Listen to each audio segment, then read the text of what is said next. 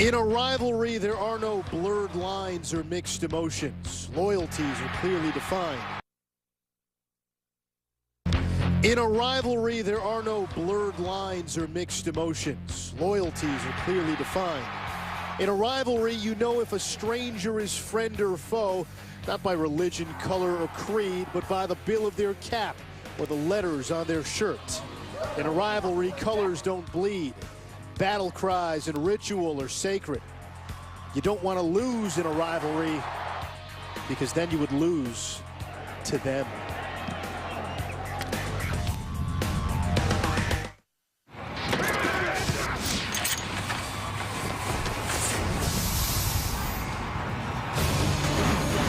Welcome to ESPNU College Football presented by McDonald's. A happy Thanksgiving. Thank you for joining us here in the Turkey Day Classic. Tuskegee and Alabama State coming your way from the Cramton Bowl in Montgomery, Alabama. It's the oldest rivalry in black college football. Alongside former NFL quarterback Jay Walker, I'm Anish Shroff. And Jay, you have seen and played in some rivalries in black college football. You've seen the Bayou Classic, the Magic City Classic, the Florida Classic. You played in the battle for the real HU. What makes the Turkey Day Classic special? It's the battle for the only HU, but this is what a rivalry is all about. When you get an opportunity to take a shot at your opponent, the person all season long you've been gearing up to play. When you go to that school, you say, I can't wait to take on that team in that game. And this game right here is so special because not only the school so closely located, but this serves as the homecoming for Alabama State. That's an insult when you play a team on homecoming. And Tuskegee, they've spoiled homecoming a few times for Alabama State. Tuskegee has won 12 of the last 15 matchups, but this season Tuskegee's just 4-5. They've struggled to throw the football, so that means if they're going to be successful offensively, it's going to be the ground game. You know, when you talk about a Tuskegee offense, that normally means the belly G is coming. Coach Willie Slater really likes to pound that football, and this year he's using DeMario Pippin, the transfer from Jackson State University, who's averaging 4.8 yards per carry, to carry the weight load on his offense to eat up the ground game, eat up the clock, and try and come up with some big plays. Meanwhile, Alabama State, they have a head coach who was a pretty good wide receiver at ASU, Reggie Barlow. Well, Barlow's got a kid now who's basically broken all of his records in Nick Andrews. And Nick Andrews is a special talent. He averages over 100 yards receiving per contest, one of the best wide receivers at this level of college football. He really can stretch the defense. He's impossible to guard in one-on-one situations. Look for him to end his career here at the Cramton Bowl, trying to go out in style to cap off what's been a remarkable career. Alabama State has won the toss. They will receive. Willie Slater, the head coach for Tuskegee, 51-7 in his first 5 seasons as head coach, just 4-5 this year. And there is the aforementioned Reggie Barlow. His team was in the SWAC championship a year ago, just missed out this season. Alabama State will receive. Tuskegee ready to kick off, and the Turkey Day Classic is underway.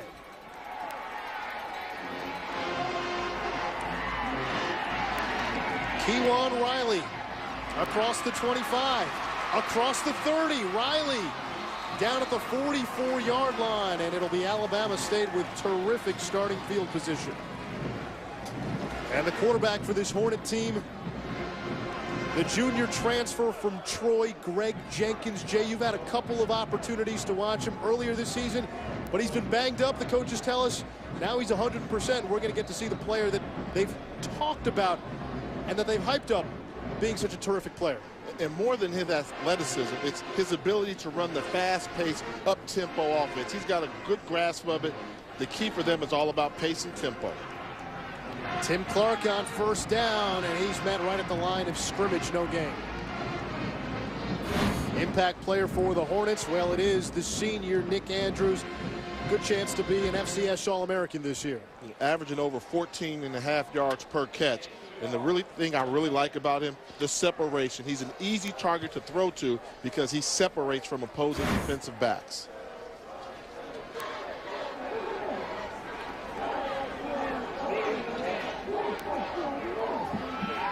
Jenkins throws. There's Andrews. And he gets to the 49-yard line, tackled by Dontavius Turner. Isaiah Person When we talked to head coach Willie Slater, he said this is the plugger. He's the glue to this Tuskegee defense. Yeah, he plays the middle linebacker position for the Golden Tigers, and they funnel everything into him because he just doesn't miss tackles, leading tackler on the football team.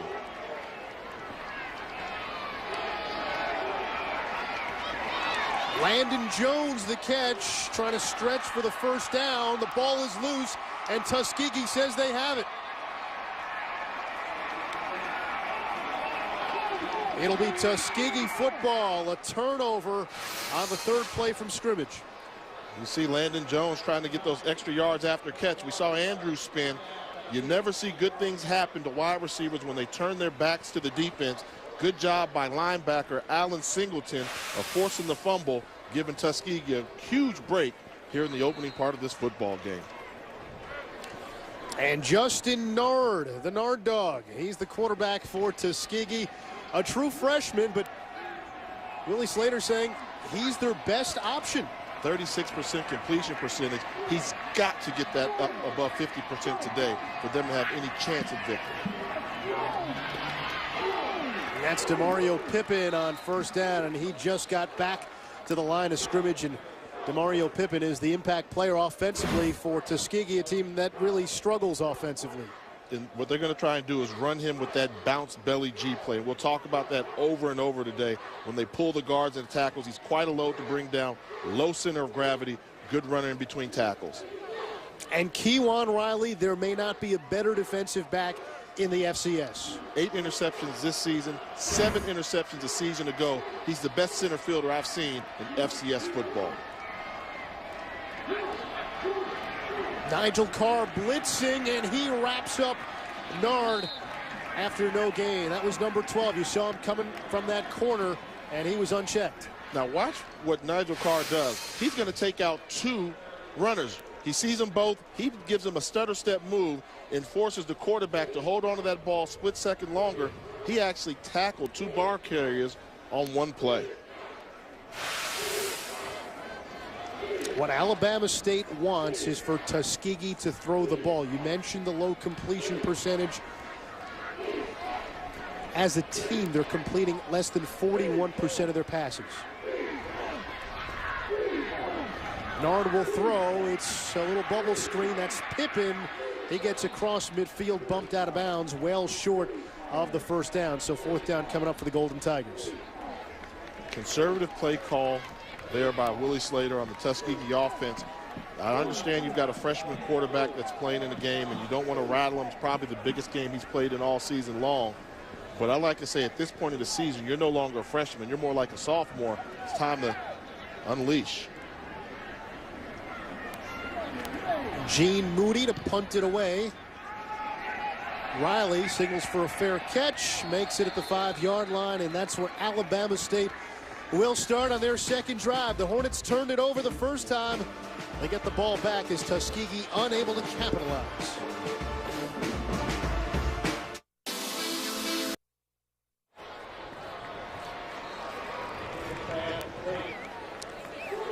Welcome back to the Cramton Bowl here in Montgomery, Alabama. Scoreless first quarter. Alabama State just picking up 6 yards on their first play. They had the ball at their own 5-yard line after a 43-yard punt by Tuskegee.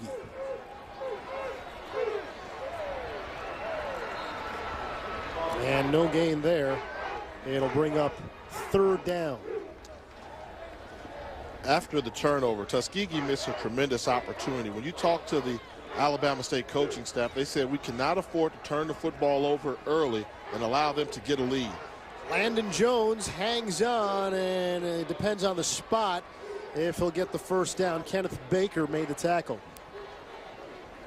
And it is a first down. So Jones atoning for his fumble on the first drive. And on that play there, you got an opportunity to see the quick release that Greg Jenkins possessed to go along with the up-tempo offense they're running right now. Jenkins over the middle, completes, and across the 35-yard line. A gain of 19 yards.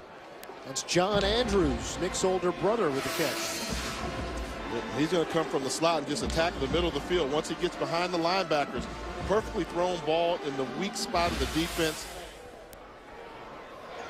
This is Jenkins. He'll keep it. Couple of nice moves. And he gets to the 43-yard line, tripped up by William Buford. If you're saying, hey, Alabama State likes to work fast, well, offensive coordinator Fred Keiss saying we're basically Oregon in black and gold. They've got the white, the home uniform on, but Oregon in white and gold. I don't know if you want to make a living comparing yourself to Oregon. I don't know if there's any other in terms team of in the country speed that they operate. Yes, they tried to. Jenkins going deep, and that time too far. It'll bring up third down. He wanted Andrews again, John Andrews. And John Andrews, younger, well, the brother of Nick, the older brother of Nick. And the thing about it, it's senior day. Andrews is normally not a regular starter for the year, but because it's senior day, last game here in front of the home crowd, kind of a tribute to the Andrews brothers for their credit, what they've done for this program. 3rd and 4. Jenkins throws, completes. Andrews has a first down at midfield. And sooner or later, Tuskegee's going to have to come out of the cover 3 look that they're given. Too much cushion being given to the outside wide receivers. That's the easiest throw and catch you can make in all of college football. Defensive back 10 yards off the wide receiver, easy completion. This is Tim Clark. He finds a seam. Clark inside the 40, but a flag back in midfield.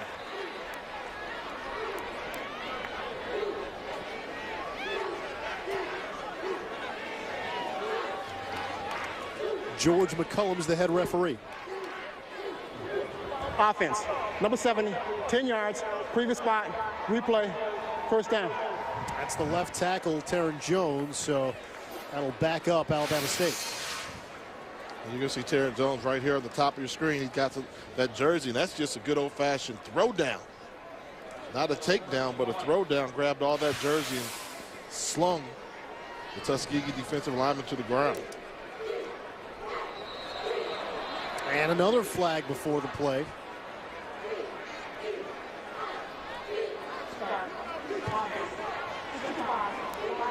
Replay, first down.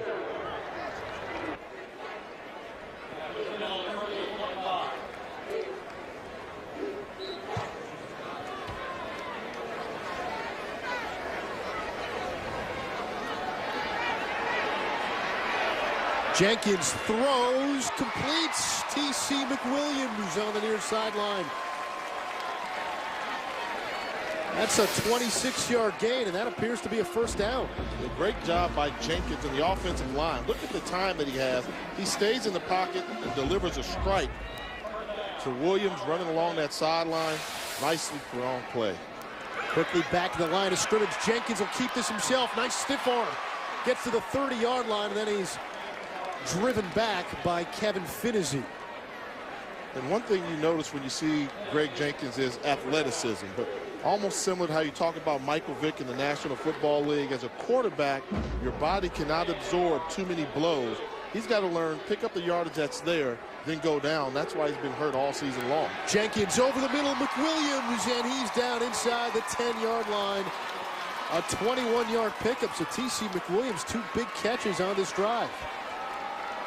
Going to the soft spot of the defense, and you can tell right now, this Hornet offense is clicking on all cylinders right now. Verizon Red Zone, you see what Alabama State has done inside the 20. That time Jenkins didn't have much room, and he's hit for a loss. So second down and goal coming up. And that's one of those hits you really don't want your quarterback to take. QB's getting hit by defensive linemen, not a good thing. 37 drives, 20 touchdowns, 11 field goals. Second in the SWAC, and again, in the red zone, brought to you by Verizon. Clark fumbles it, recovers, but he lost about 2 on the play. So now 3rd and goal coming from the 12-yard line. Not a clean exchange, and this is one where Jenkins has to put the ball in the belly. He delivers it chest high instead of putting that ball in the stomach of Tim Clark. Hornets are very fortunate to recover that fumble. Well, this is your first look at a healthy Greg Jenkins. What have you seen so far? The athleticism just jumps out at you. Nice arm, nice release. But the ability to make 1 or 2 defenders miss is what makes him a special quarterback and a special talent. Jenkins has time, throws, and nearly intercepted a dangerous throw. Kevin Finney broke it up. He wanted McWilliams again. He didn't give himself a lot of room there. And Finney's the cornerback there. didn't fall for the fake where they tried to bait him going inside. Good job of elevating, leaving his feet, locking that ball away at its highest point. Bobby Wenzing on for a field goal attempt. 29-yard kick is good, and Alabama State on the board. Wenzing had missed 3 of his last 4 kicks. Hits from 29. The Hornets with a 3-0 lead in the Turkey Day Classic. My sister's Nothing like tailgating on Thanksgiving. ESPNU College Football presented by McDonald's. I'm loving it. We're so thankful you can be with us on this Thanksgiving holiday with Jay Walker and E. Schroff. And certainly it is homecoming. It is senior day here at Alabama State at the Cramton Bowl. You could not have asked for better weather. Not a cloud in the sky. About 65, 70 degrees. Sun-spangled Thursday afternoon. Reggie Barlow would have liked the touchdown on that last drive, but he'll take the early lead. A 14-play, 83-yard drive, capped by a 29-yard field goal by Bobby Wenzing. So Alabama State with a 3-0 lead here in the first quarter. Barlow's got to be happy to have the lead. And keep in mind that although Alabama State went to the SWAC championship game a season ago, they lost the Turkey Day Classic. So that factor from last year is really sitting heavy on the heart of Reggie Barlow. He's trying to inspire his team not to have a letdown, to apply the pressure.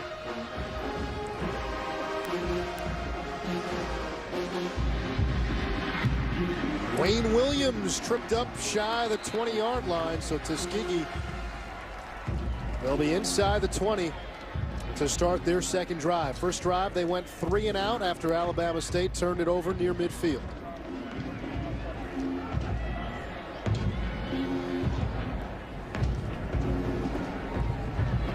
Look at Justin Nard there. Good look at him. Freshman from Evergreen, Alabama. And when you talk to Coach Slater, hey, is this the quarterback of your future? He's a freshman. The numbers aren't there. He said, oh, there's no question about it. He can play. He'll be the quarterback at Tuskegee for years to come. But he's just going through his growing pains right now in this freshman campaign. And a flag before the play.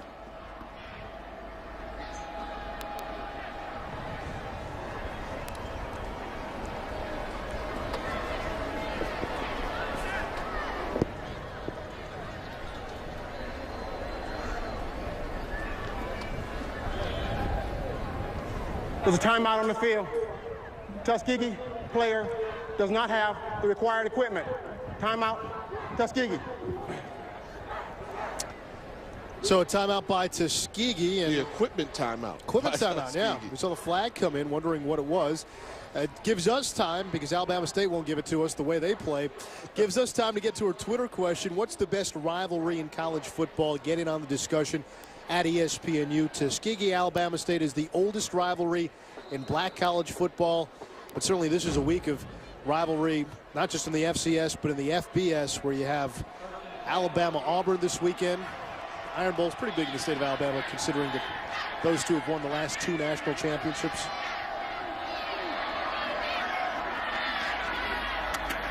On the ground here on first down, and to about the 24-yard line, a gain of 5 yards. Nigel Carr made the stop. It was Pippen on the carry. See, when I think of rivalries, you know what, the first one that comes to my mind, it's not the in-state rivalry most people are used to, but Ohio State, Michigan. I think that's one of those rivalries that kind of personified and carried college football. Although we talked about this Tuesday on the Experts on ESPNU, does this year feel like the least hyped Ohio State-Michigan game in recent memory? Oh, no question. No question.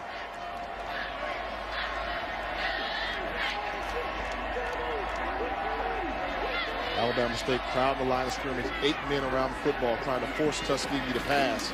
Nard trying to run the option there, only picks up a yard. DeMarcus Taylor brought him down, so third down coming up. See, and this is what you call trying to force the tempo. Take a look at all these white jerseys. You've got 8 Alabama State Hornets within 5 yards of the line of scrimmage. When you get that look, you've got to throw the football. They're telling you we're going to surround the football. They're going to do like Hornets do and pack in swarms. But Tuskegee not willing to make the check at the line of scrimmage, running an uphill battle. Tuskegee's signature play is belly G. When they run it, Jay will explain it to you, but we haven't seen it so far. We haven't seen it. They'll pull the guard and tackle. It's like their signature play, like USC used to run the sweep right, sweep left. Nard's pass is too high, and Tuskegee staring at another 4th down as it's their 2nd straight 3 and out. And they've got to find a way to figure out something offensively. And this is not new to Tuskegee. Offensively, they have really struggled all season long. And when you talk to them, they say they just have not had an explosive playmaker step up besides DeMario Pippin. We asked their head coach, Willie Slater, who their most dynamic offensive player was. He didn't have an answer. Good punt by Moody. Riley signals for a fair catch, makes it at the 32-yard line. Alabama State football. When we come back, 6:04 to play here in the first quarter. College football. A 29-yard field goal by Bobby Wenzig of Alabama State, the only scoring in the game. 3-0 here in the Turkey Day Classic. And where I'm from, brought to you by the U.S. Marines. Let's take a look at how we got here on the 88th edition of this rivalry game. It began on Thanksgiving Day 1924. The game was started by 2 white businessmen, Cliff Green and Fred Cramton. No small thing given the times, and it is the oldest football classic among historically black colleges and universities. This is Jenkins, throws near side. He completes to Nehemiah Henry, who's across the 40-yard line of the 43 and very close to a 1st down. Talk about the rivalry here. I think that took me for a loop when you told me that this was the oldest rivalry amongst all black colleges. I think many people assume it's a Grambling or a Southern or a Jackson State, Alcorn State, but this is the oldest. That last completion, good for a 1st down. Jenkins to the air once more, and he's got a man at midfield. Gain of 8 yards on the play. That's Nick Andrews. One thing they do really well with Nick Andrews, they never line him up in the same spot repeatedly. They like to put him in motion, find him in slot formation as well as the X position. Tim Clark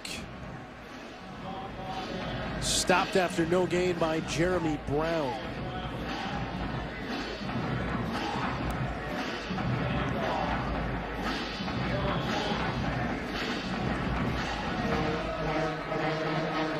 Right now, this Alabama State Hornet offense is getting the ball snapped. 25 seconds left on the play clock.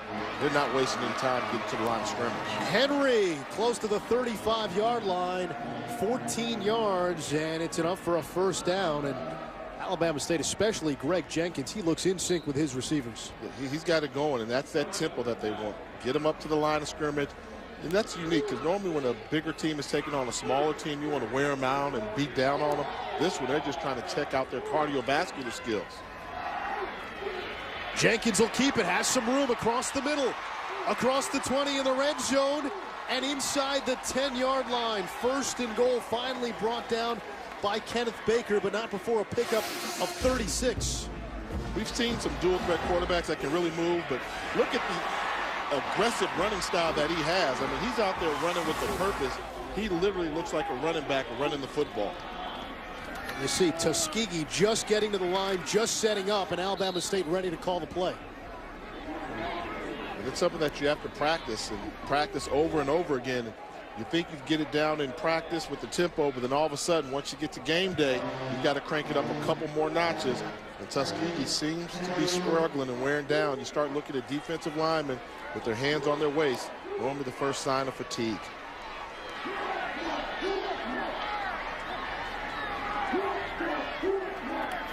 On 2nd and goal, Jenkins for the end zone, touchdown, Alabama State.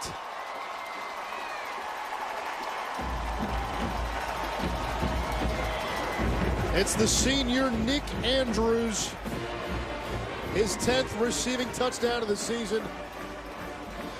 And that was a strike from Greg Jenkins, who is 12 of 14 here in the 1st quarter.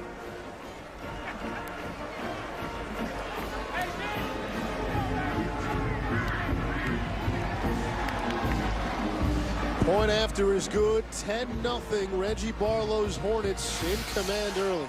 We talked about how they like to move Nick Andrews around. One-on-one matchup. Watch the location of this throw by Greg Jenkins. This is the back shoulder fade. So you see Andrews is looking. He knows the ball's going to be underthrown. Small window to get that football into. Andrews did a good job of setting him up. Quick release, turn, back shoulder fade. You don't throw it any better than that. There's only one spot where he could put it, and Jenkins hit that spot. You know, defensive backs will tell you that is probably singularly the most difficult pass to defend in all levels of football. Now, as a quarterback, is that also one of the hardest passes to throw? It is, because if the defensive back guesses on that throw, then they're going to take it the other way for a touchdown. So the key is you want to put it in a position where if your wide receiver doesn't catch it, it's going to go out of bounds.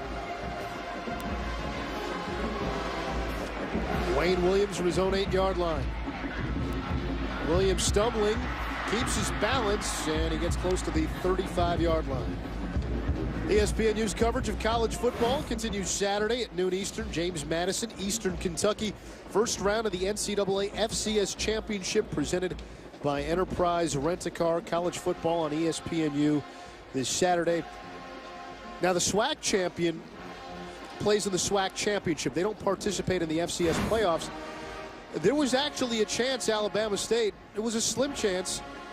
They weren't going to win the SWAC after they lost their final regular season conference game to Southern, but there was a chance maybe of them getting an at-large bid to the FCS playoffs. That didn't happen. No, it didn't happen, and you know, it's so tough to get in there right now in that position there. In the game we're going to show, James Madison, East Kentucky, both of those teams barely got in, even with the expansion of 20 teams. Nard pumps, throws, and right into the hands of Kewan Riley. Riley still in bounds. He's going to turn it upfield. And he's down inside the 40-yard line.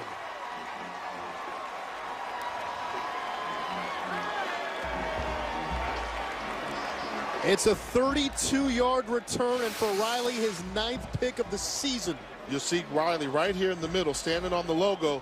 What did I say about Riley? He plays center field better than anybody. Watch him drop back, read the eyes, get depth. Once the ball leaves the quarterback's hands, he says it's his, and he's also the punt returner for the Hornets. So you know after he makes the interception, he gets plenty of yards. That's his 9th interception on the year. He had 108 yards on interception returns this season. Something that Alabama State does well is force turnovers.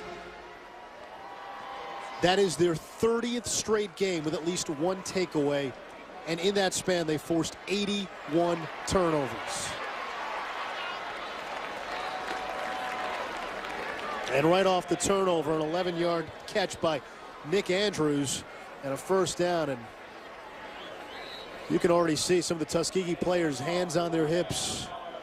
And right now, they just seem slower. I think the game plan for Alabama State was to come in here and allow their athletes to make plays. Nick Andrews making catches, Greg Jenkins. Right now, they're just trying to out-athlete Tuskegee. Jenkins rolls, pumps, throws. McWilliams the catch, and he's down at the 5-yard line. Another 1st and goal coming up. Kenneth Baker saved the touchdown. Good job here by Jenkins with the misdirection. Everything's going to go to the left. He's going to pull it out. You see McWilliams there finding the 2nd level of the defense. 3-level throw. McWilliams there in the 2nd level. Nice play. Jenkins will keep it himself. And he's close to the end zone, but just shy. Darrell Simmons, the JUCO transfer, with the tackle. 2nd and goal. And this is probably. I tell you what, Greg Jenkins looks as advertised. This is the player Fred Kay said we were going to see. Very athletic quarterback. Tremendous. Is he in? He is in. Jenkins sneaks it in.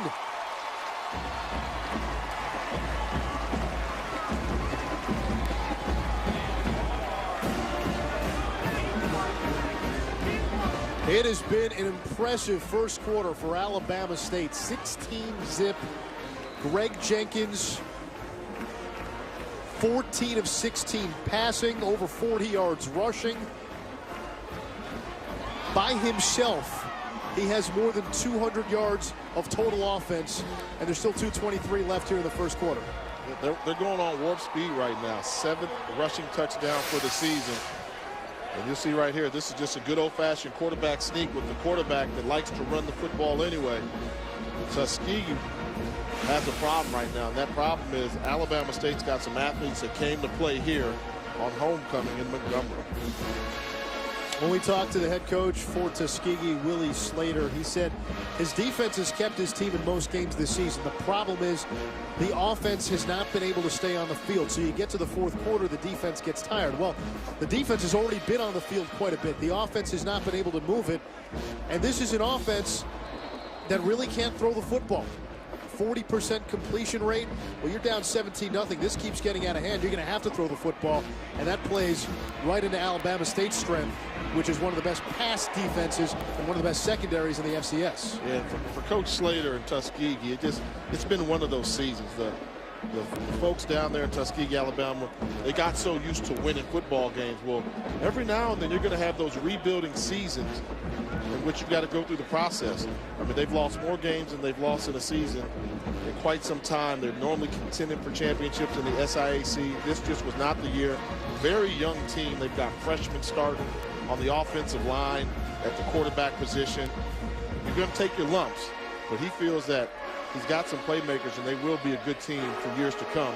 But this season just has not gone the way for Tuskegee.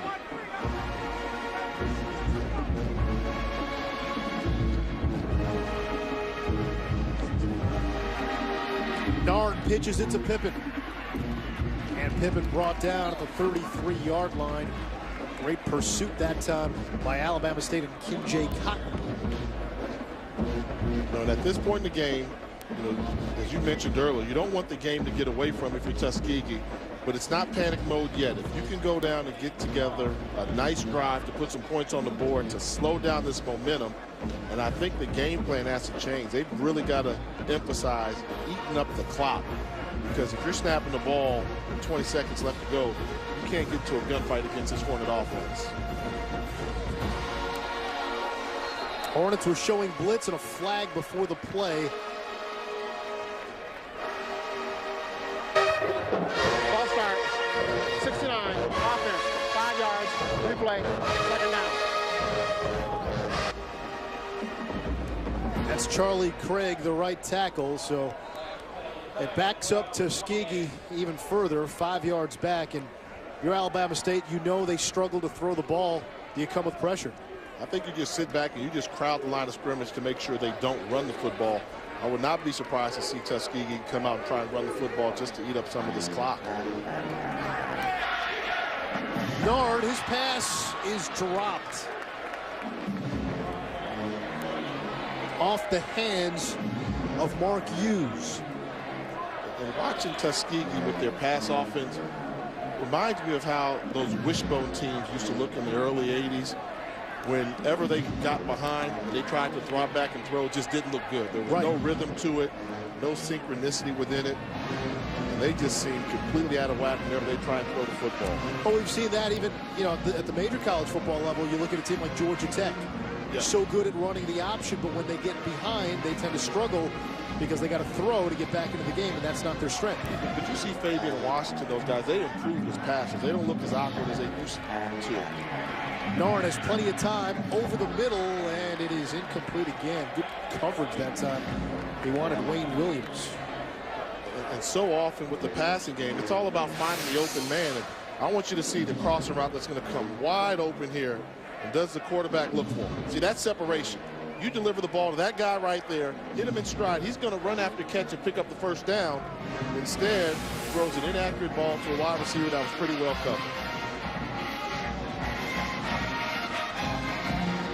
Line drive punt takes it bouncing around the 40, and it's going to be downed by Tuskegee at the 32-yard line, a 45-yard punt. Our Twitter question earlier was, what's the best rivalry in college football? And certainly we expect to get a variety of answers. A lot of it depends on where you went to school, what geographical region you grew up in. Give me one, Anish. What would you say? Well, there's USC, Notre Dame. That's the USC's won 9 of the last 10 meetings. I mean, Ohio State, Michigan jumps to mind. I love Oklahoma, Oklahoma State, Bedlam. Yeah. If you saw that great 30 for 30 by ESPN Films, War Eagle, Roll Tide. Oh, man, that was awesome. And given what's happened over the last couple of years, how successful those two teams have been in their history, especially being in Alabama. And a fumble as Tuskegee has it, so second turnover by Alabama State.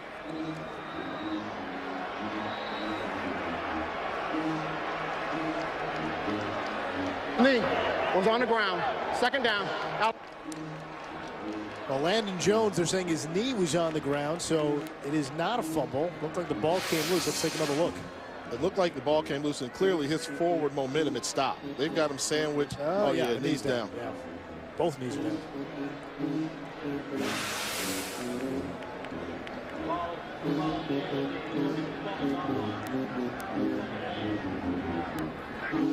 Empty backfield. Jenkins throws, and that one too strong for Pete Adams. Went right through his hands. Third down. But going back to the rivalries, you know, Alabama-Auburn, the Iron Bowl.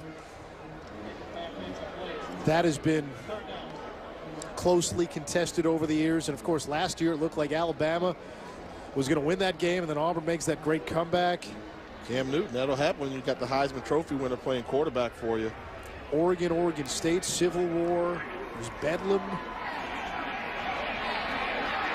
Jenkins takes off, and he's going to be short of the first down. Isaiah Person, who is from Auburn, Alabama, making the tackle. Good job by the Tuskegee defense to finally slow down this Alabama State offense to get a 3-and-out here. You've got Georgia Tech. I mean, when your rivalry game is called clean, old-fashioned hate. How about Clemson, South Carolina? That game has really started to magnify in recent years. High punt. Tuskegee will let it bounce. It takes a Golden Tiger bounce. And Tuskegee will have it at about the 34-yard line, only a 24-yard punt. And we have reached the end of the first quarter, one dominated by Alabama State and its quarterback, Greg Jenkins. He threw for a score and ran for a score. Hornets up 17-6. Michigan State.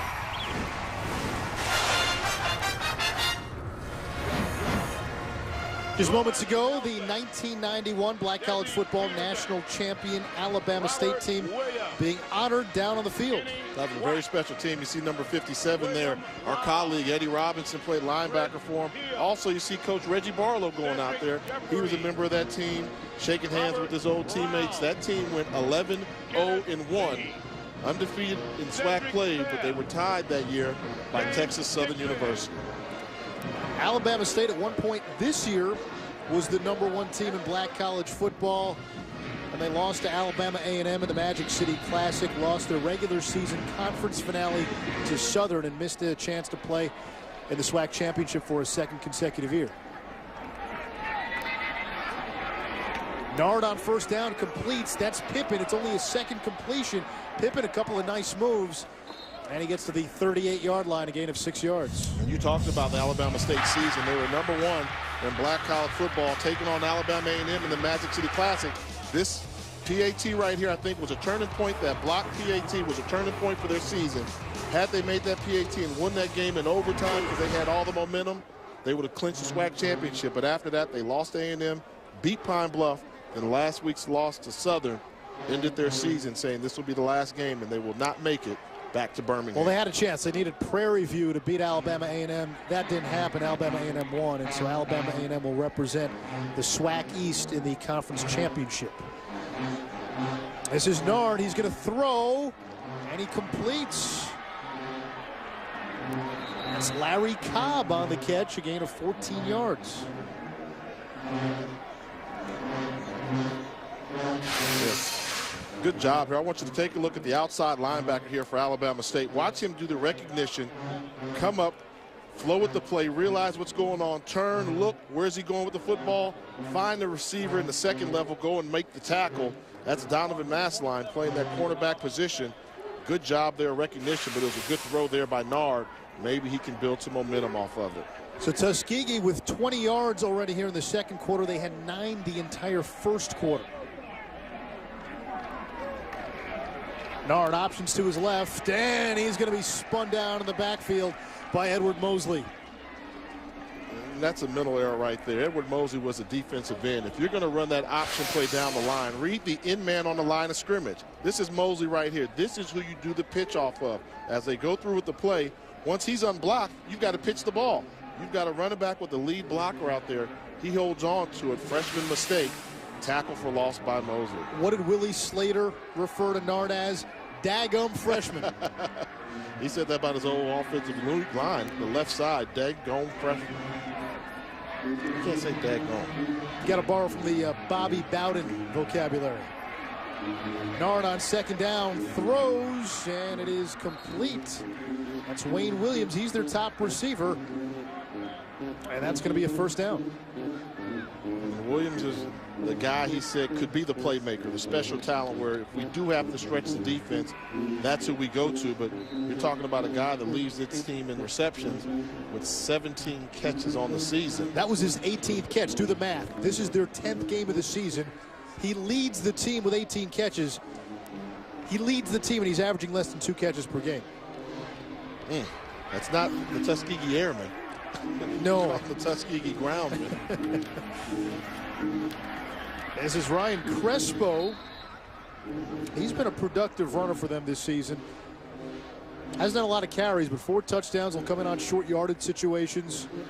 Averaging better than 5 yards a pop.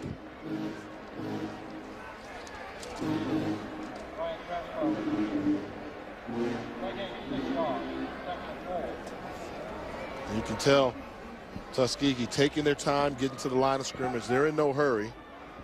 Look at the quarterback comparison between the freshman and Greg Jenkins right now. Greg Jenkins clearly has the upper hand. He's playing at a high level. Bernard right now is putting together his best drive of the night. He's completed 3 in a row. Another option. This is Pippen. And Pippen with a first down inside the 25 and a gain of 7 yards. See, they went back to it and they called the same play to see if the freshman was going to learn from his mistake. Option play, in man on the line of scrimmage. He's in a pickle. He can't be right. Pitch the ball, gets it out to Pippen. They pick up positive yardage.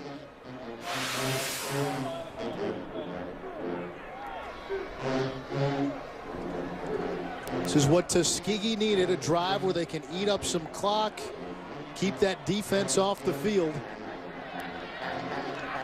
And once they start having success running the football, now Alabama State's going to bring some pressure and crowd the line of scrimmage. That was Crow, the fullback, on first down, and he gets 2. Second down and 8. Mosley again on the stop. See, as a quarterback, when you see that look, you've got to have the confidence to say, we got to check out of this play.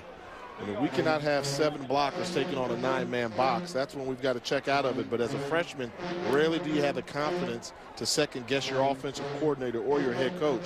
But you got to realize the play that comes in from the sideline, that's just a recommendation. As a quarterback, you're responsible for the overall result.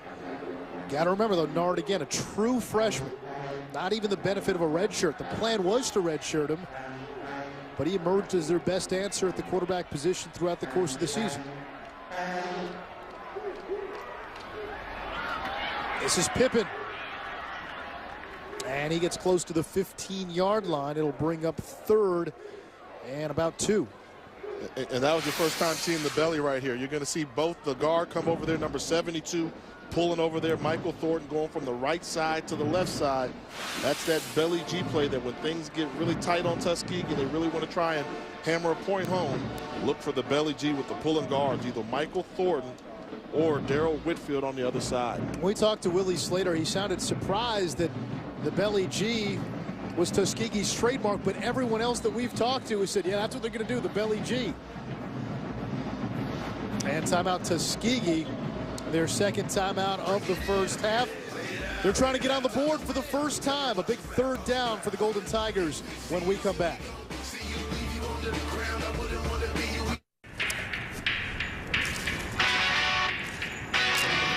It's not for women. It's been a good start for Reggie Barlow and Alabama State here in the Turkey Day Classic. Oldest rivalry in black college football. One that's been dominated, though, by Division II Tuskegee. They've won 12 of the last 15, including a 17-10 win last year against Alabama State when the Hornets went on to the SWAC championship. They won the SWAC East. Big 3rd and 2 for the Golden Tigers here. Nard, they'll run the option. Turns the corner, tries to stiff arm a man, and it looks like he got enough for the first down.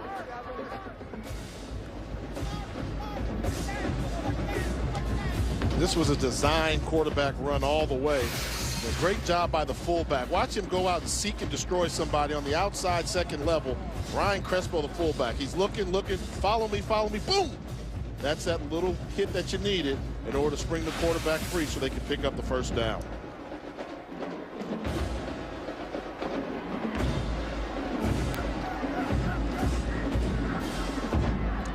Tenth play of the drive coming up.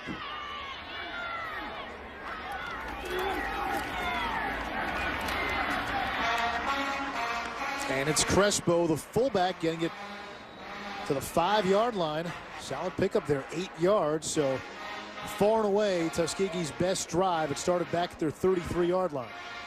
Yep, and it all got going when the freshman quarterback Nard was able to connect on a deep pass and then started to settle down, find his rhythm. And the offensive line started to take control of the line of scrimmage, causing some mismatches. Two tight ends, I formation. This is the power I set. We could see Belly G. Yeah, you see they're calling a check right now to change direction because Alabama State knows that they've overloaded the right side, so look for them to run to the left. And they do. It's Crespo spinning forward, and he appears to have the first down. If it's good enough, it'll be 1st and goal.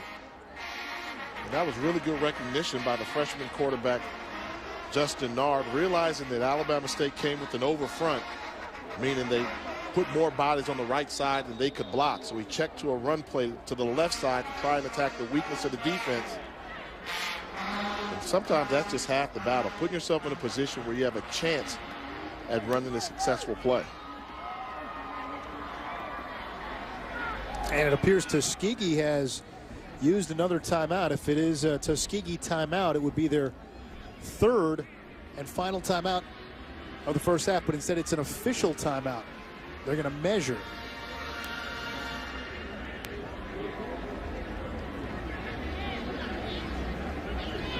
That much.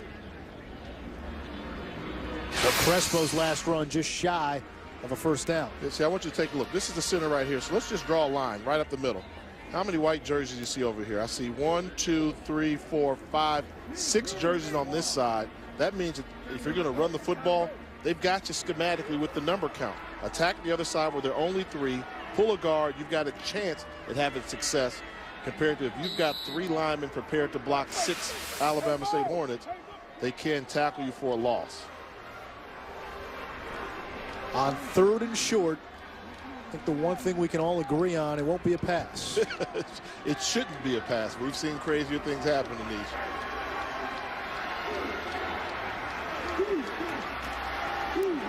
Crespo again.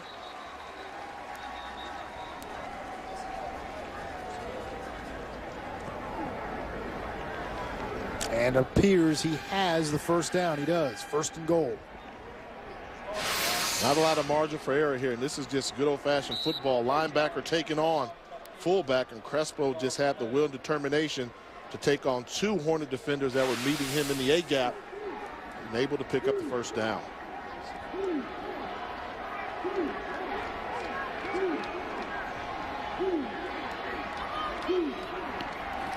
Fumble. Nard lost it. Ball is loose. Did he fall on it?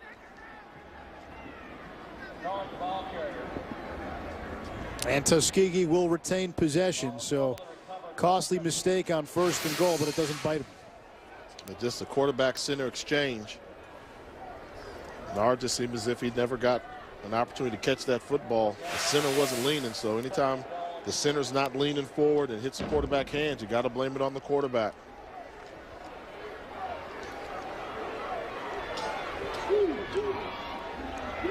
Fourteenth play of a drive that started back at the 33. Nard will option again. Gets it to Pippen. He's got some room. He's in the end zone, and Tuskegee's on the board.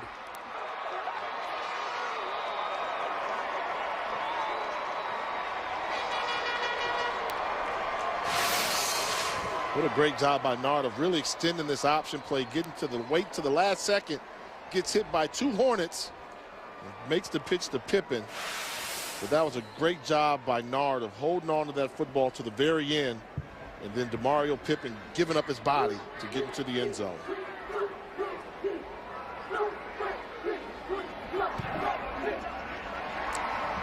So Tuskegee, a 14-play, 68-yard drive. They ate up more than 8 minutes of clock. And the Golden Tigers on the board here in the Turkey Day Classic.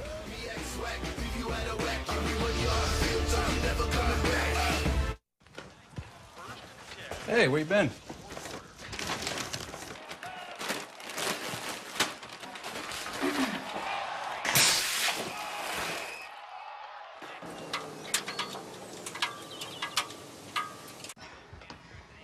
Took my car again, huh?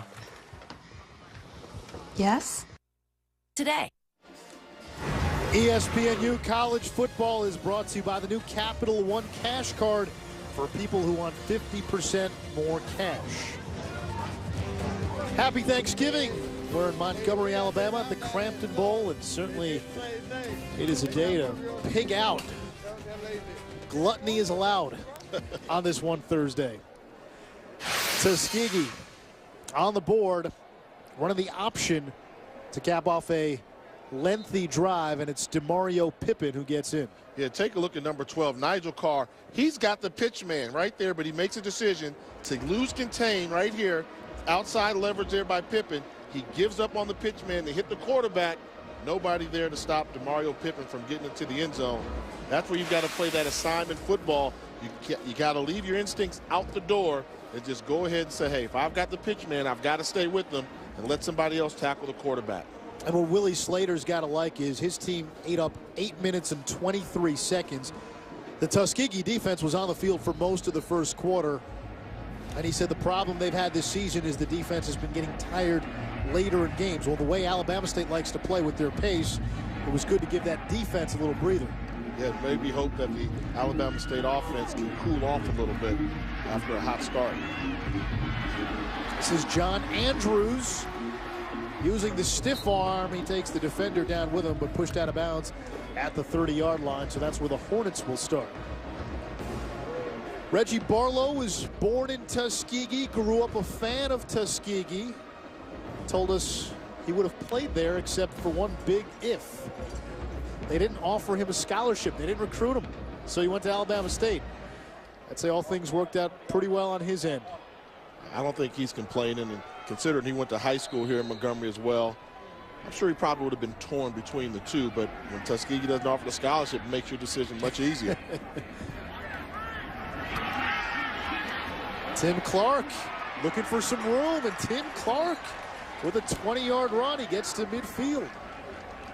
The running back position has been a revolving door for Alabama State, but Tim Clark has really solidified that the last couple of games. Yeah, between Tim Clark and Quindarius McKibben and Malcolm Cyrus, they've really gone with running back by committee. Clark again, little stutter step, and he just gets back to the line of scrimmage, tackled by Isaiah Person. Talking to Fred Keiss last night, he said Clark will probably get about 80% of the carries. Quindarius McKibben won't play in this game for unspecified reasons. And Malcolm Cyrus, who's a true freshman, will serve as the backup in this game. Jenkins throws over the middle, and he completes. He has been on target all afternoon. And that's Nehemiah Henry on the catch. And there is Fred Keiss. And we should mention that Brenda Jordan, his sister, it's her birthday today, so we want to wish Brenda not just a happy birthday, but also a happy Thanksgiving. Intended for Henry again, incomplete.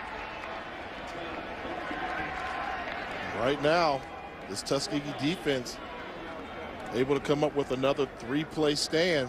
They can prevent the Hornets from getting a first down on the fourth down, which appears to be a punt conversion. Starting to change the momentum of this football game. Alabama State came out on fire. The pace and tempo was working. Now Tuskegee slowed down the tempo and starting to play their style of football. Well, the last two drives, Alabama State hasn't taken as many chances downfield. They were successful doing that early.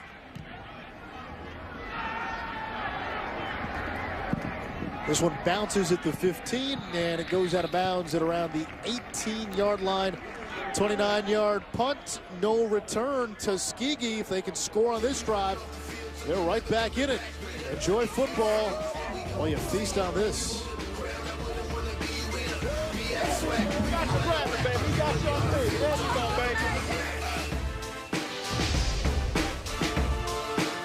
College football kicks off at noon Saturday on ESPNU. Here's to the pursuit of better, faster, cleaner, funner. Here's to the pursuit of another 100 years of earning America's trust. Not just oil, Pennzoil.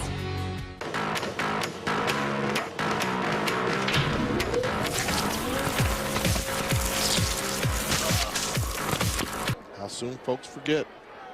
Yeah, remember with Jevin Sneed, expectations really high. I say Jake Locker, Jevin Sneed. Jevin Sneed.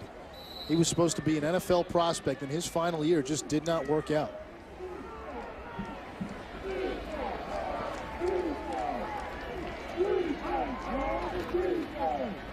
On the ground, that's Pippen, and he's to the 20, a gain of 2 yards on first down.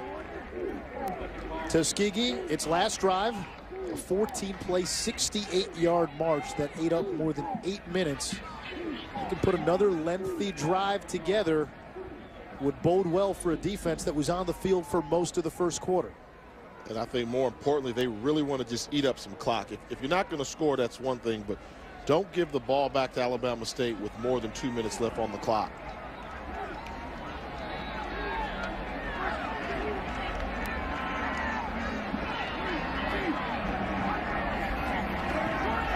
Little play action by Nard. He's going to step up. He'll tuck it and run. And a flag at the end of the play as Nard is taken down at the 23-yard line.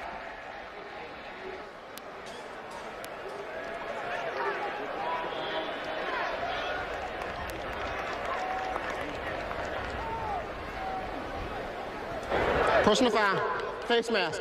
Number 40, defense, 15 yards, automatic, first down.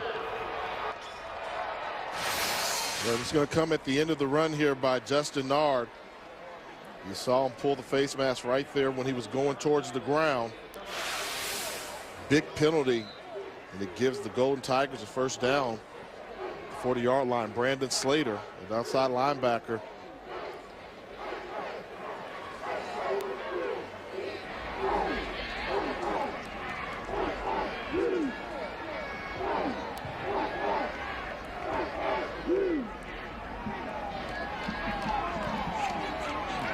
Nard running the option, and Pippen slips in the backfield. No gain. That was quick penetration brought by Kewan Riley from his safety position. We know he can go play pass defense very well, but you saw the cat-like quickness there to really get into the backfield in a hurry to force Pippen to lose his balance and slip off guard. I mean, you talk about a special talent, Kewan Riley. NFL scouts wish he were coming out in the draft this year, which is a decision he'll probably have to make, but the way he attacks the football and plays pass coverage, good speed, good body, good build, great football play. Already an interception in this game for Riley. This is Nard, another option, and that one mistimed. It goes out of bounds. It'll be a loss. They only lose about a yard, so it'll bring up 3rd and 11. And they're continuing to run this option, so they've given up the belly G for the option, and if you're going to pitch the ball that late, it's got to be an accurate toss, and you must know where your pitch man is at all time. That time, by pitching the ball out of bounds, ended up losing a couple of yards. Alabama State wants this. They want Tuskegee to throw the football. It plays into their strength, the secondary anchored by Riley, and Tuskegee's weakness. As a team, they're under 41% in terms of completion on the season. Here's pressure. Nard in trouble, and he's brought down by Maslin. Donovan Maslin, the corner blitz, and 4th down coming up for the Golden Tigers. You called it there. They brought Donovan Maslin coming from the right side. He's so far out, he's not even going to be in your screen when he comes up here. And he comes in late. They don't account for him. Nard doesn't see him coming. Maslin makes a good move underneath to get the sack. Gene Moody to punt. Kewan Riley signals fair catch. Makes it at the 30-yard line, so Alabama State's defense holds. And it'll be Hornet ball with a 17-7 lead and 2:13 to go in the first half. Stay with us.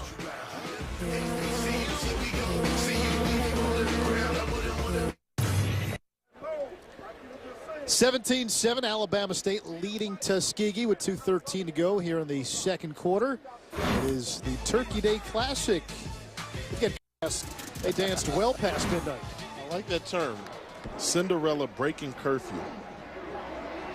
Jenkins throws. He's got McWilliams on the far side, but there is a flag.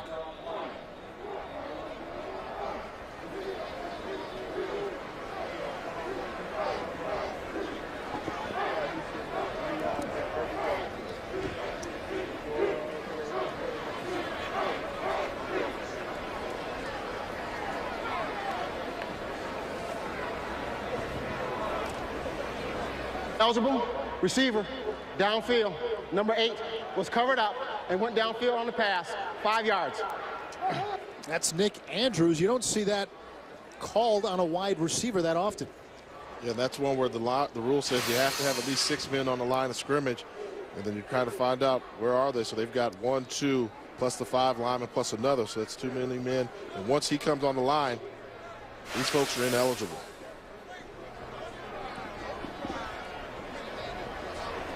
Less than 2 minutes to go here in this first half, but Alabama State can score quickly.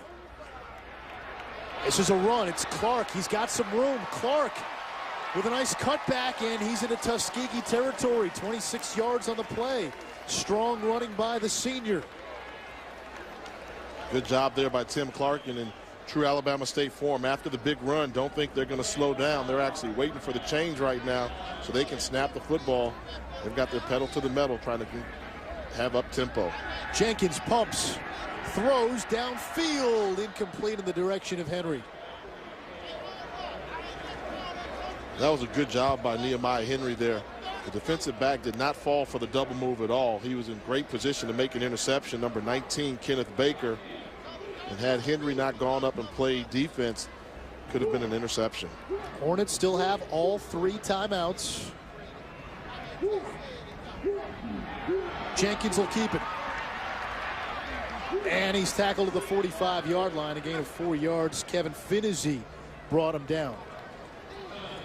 The offensive line for Alabama State, they've struggled at times, but the interior line play from Edmund Davis, the freshman, to go along with Jerron Bush, has been really good in opening up some good running lanes. Again, getting the play off with plenty of time on the clock. Tim Clark with a first down across the 35. It's Finney again with the tackle, but 11 more yards, and with 3 timeouts, their 2-minute offense, they move so fast they're able to run the football. And the moment the change is set, you're not going to see a lot of time go off the clock before they snap the football. And maybe they realize they're in pretty much in scoring range. They can slow down the tempo a little bit. Jenkins pumps under pressure, and down he goes. Jeremy Brown, big number 95, got him, but there is a flag. And I think it might be a face mask on Brown, as Jenkins is hurt. Personal foul, face mask, 95, defense, 15 yards, automatic, first down. It is a face mask penalty, and Jenkins seems to be holding that wrist. You see Jenkins kind of scan the field, but at the end of this, take a look and see what happens. He just kind of goes down, like when he did that pump with the football. Looked like when he put his hand down, his hand went hard into the ground. Watch the hand. See, I thought I saw when he actually grabbed that football with that pump that he felt the pain there and just realized something wasn't right. So take a look, watch this pump. He's going to pump it when he's like, oh, something doesn't feel right. Takes that right hand off the ball immediately to protect it in defensive fashion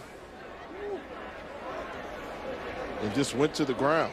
Training staff working on that right hand. As good as Jenkins has been all season, keeping him healthy has been the big challenge for Alabama State. If he can't go, they do have an able backup, Devin Dominguez. He doesn't bring the running dimension that Jenkins does. He's more of a drop back guy, but he's a guy who's played in big spots. He started last season, played most of last year.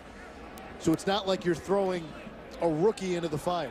And that's one of the strengths of the Alabama State Hornets is they do have a capable backup. Dominguez has started some very big games in his career, and he's getting an opportunity to play here in his last football game as a Hornet. To be 6'5", 200 pounds, he is that athletic, but just not as fast as Jenkins. Dominguez will throw in his first play, and he finds Clark, who's got some room. Touchdown, Alabama State.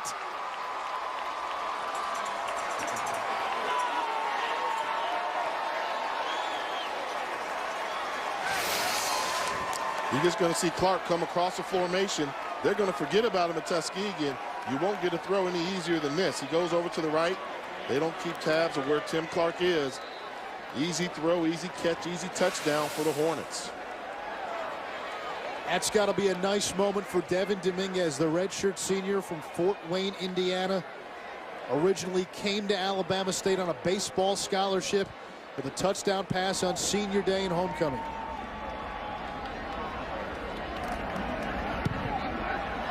Wenzig's point after is no good. Yikes. That was hooked badly. And when they don't account for the running back, they focus on Dominguez with the misdirection. The pocket's moving to the right. Clark does a good job of sneaking out of the backfield. Great play call by Fred Kais. And that's also the confidence in a fifth-year senior quarterback. You can bring him into the game. You feel comfortable throwing on the first play with a new QB. The right away, and that's the opportunity. You've got to seize the moment there. Dominguez knows, even though we're throwing the ball all the way across the field, if it's not there, because of his experience, he would know to tuck the football and run with it. What a great job by Devin Dominguez. A tremendous opportunity. You see his size there at 6'5", 201. You know, he doesn't have a frame to be as athletic as Greg Jenkins, but battle-tested, played some great games for him throughout his career. Started in the SWAC championship game for him a season ago. Started in this game a season ago. Greg Jenkins, the starting quarterback, was playing so well too. 16 of 21. Squib kick here, takes a high bounce. Wayne Williams across the 35-yard line. Let's go back to the Jenkins injury. You know, this is the one there.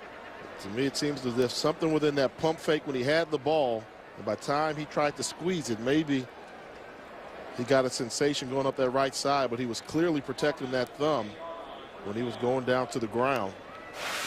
And you just hope that's something that's not too serious, and he'll have an opportunity to possibly come back in this football game. We will try to update you on his injury as soon as we get word from Alabama State Sports Information Department.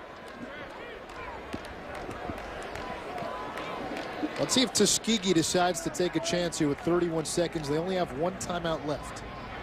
And a flag.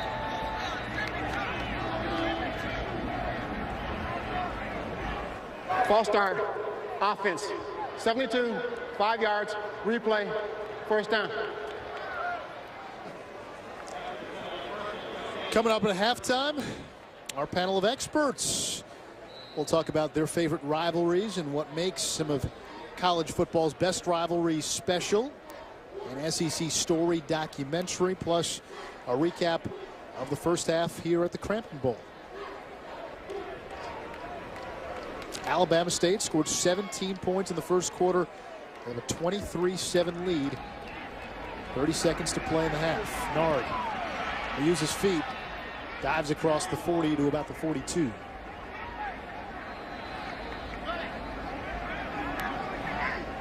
Clock keeps on ticking. And we'll see if Tuskegee even elects to call another play. And they are in Hail Mary range here. It would take a tremendous amount of arm strength to be able to throw that football at least 60 yards in the air to the end zone, and with the quarterback dropping back.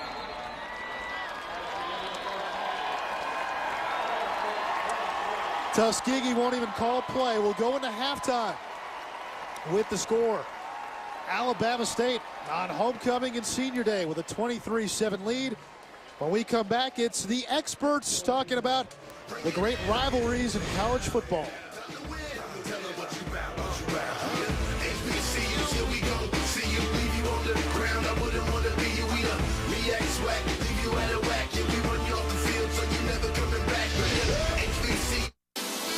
Saturday on the U. Halftime here in Montgomery, Alabama. Alabama State leading the Turkey Day Classic 23-7. Well, the play that changed college football is the next edition in the documentary series SEC Storied, and it premieres on December 1st at 11 p.m. on ESPNU. The film looks back at the creation and drama of the first SEC football championship game. That was in 1992, Alabama against Florida. Here's a preview.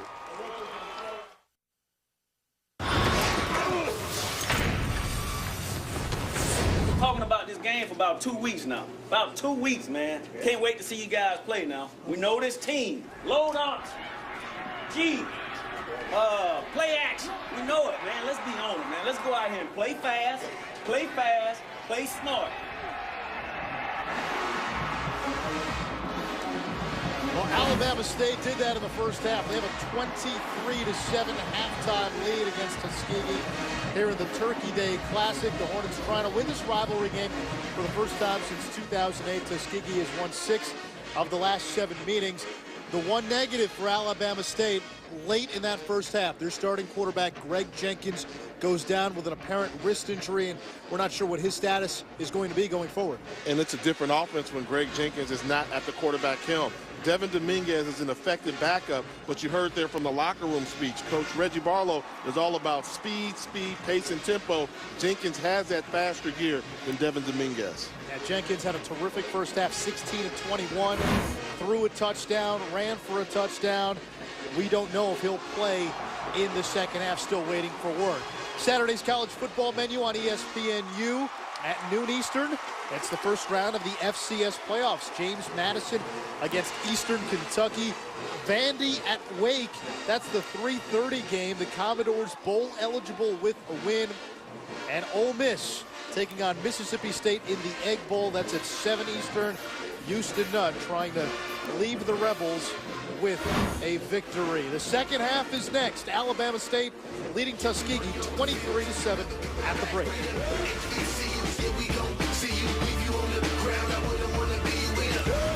State Farm.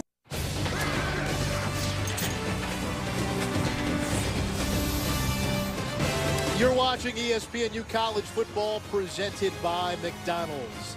Happy Thanksgiving to you from Montgomery, Alabama. The Turkey Day Classic, the oldest rivalry in black college football. And right now, Alabama State with a 23-7 first half lead.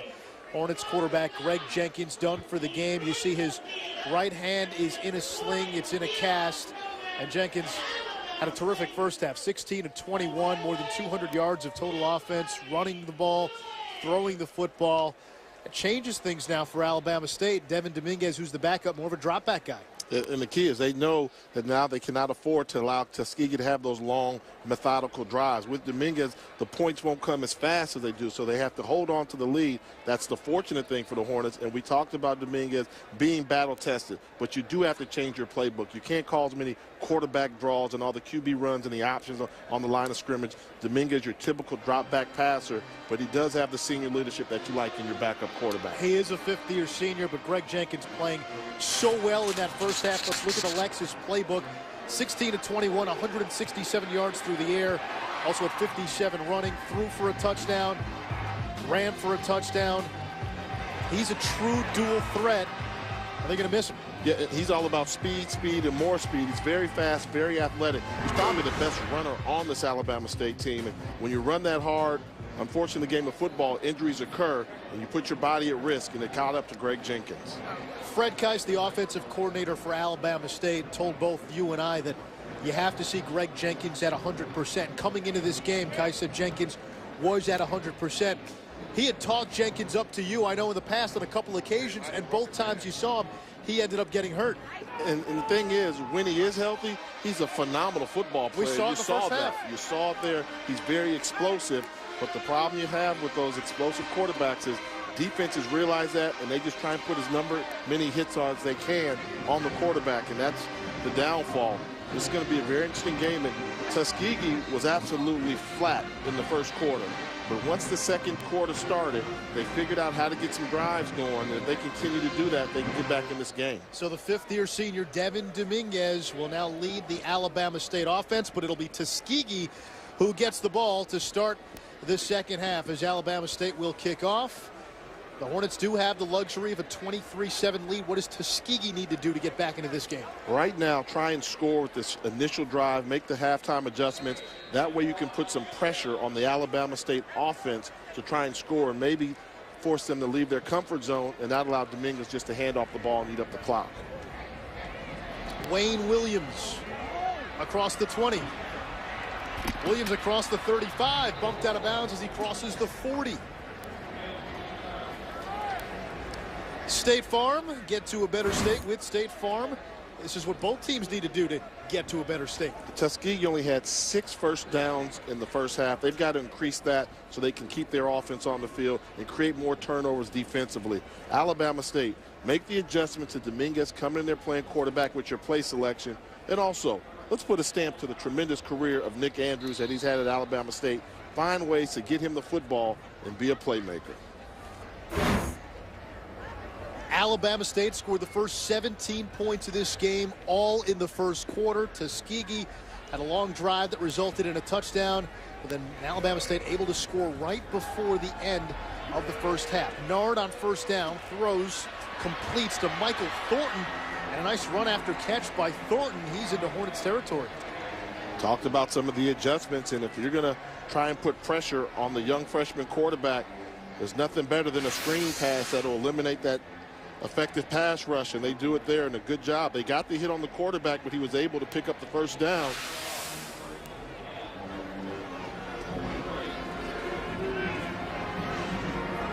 This is not a passing offense. Tuskegee as a team under 41% throwing the football on the season. That's completion percentage. Nard, options, Pippen. Loses one defender in the backfield, and he may have gotten a yard. It'll bring up second down and 9. Alabama State defensive coordinator Cedric Thornton made the adjustment. They had some difficulty defending the option in the first half. Assignments were blown. Well, Tuskegee goes to the well one time too many. Great assignment defense by the Hornets, able to minimize the gain by Pippen. Tuskegee this year doesn't really have that bruising running back. Talking to their head coach, Willie Slater, he said, ideally, he'd love to have that 200-pound Mack truck in the backfield. Just doesn't have that luxury this year. Yeah, it's hard to run that belly G without the belly or the mass that you need to really run effectively between the guards and the tackles. Up the middle, this is Pippen. He finds a hole, and he's inside the 30. A first down for Tuskegee, so an impressive opening drive here in the second half for the Golden Tigers. And one thing that Pippen does have is the explosiveness. Watch him accelerate as soon as he gets that ball. Gets those legs churning, high RPMs early. Good center of gravity, low to the ground, high speed. We have news on Greg Jenkins. We'll get it to you following this play. 1st and 10.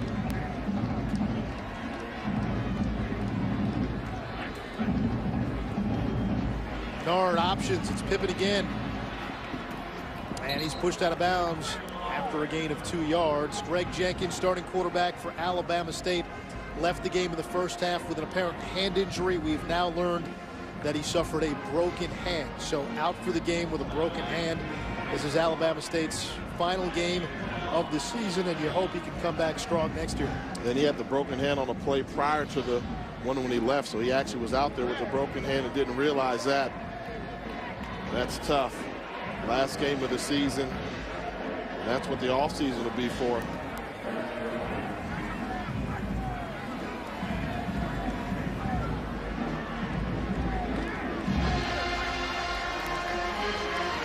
Pippen to the 19-yard line. 4 more. It'll bring up 3rd and short. Alabama State thus far having a little bit of difficulty getting the Tuskegee offense to throw the football. We said one of the keys is force Tuskegee to throw the football. Well, after the screen pass by Nard completed on the first play of the second half, they've been able just to run the football, continue to eat up clock. Now here on 3rd and 2, you're not forcing the hand of Tuskegee. They can choose either to run or throw. Williams in motion. On 3rd and 2, right up the middle, Thornton, and he got a first down. And that's one thing about the offense for Tuskegee. They are being stubborn right now. They're basically telling Alabama State, if we get 3rd and 1 to 2 yards, we don't care how many guys you put around the line of scrimmage.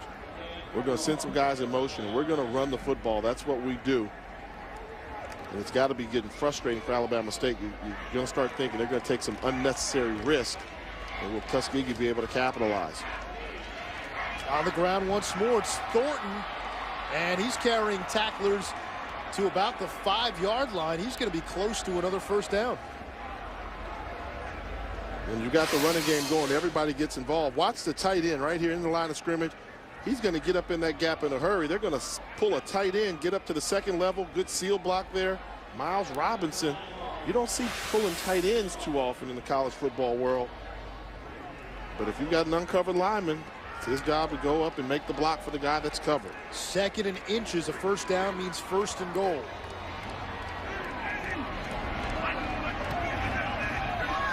They'll run the option. This is Wayne Williams.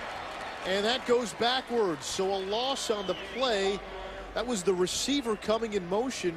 Looked like an option jet sweep sort of hybrid there. Didn't work though.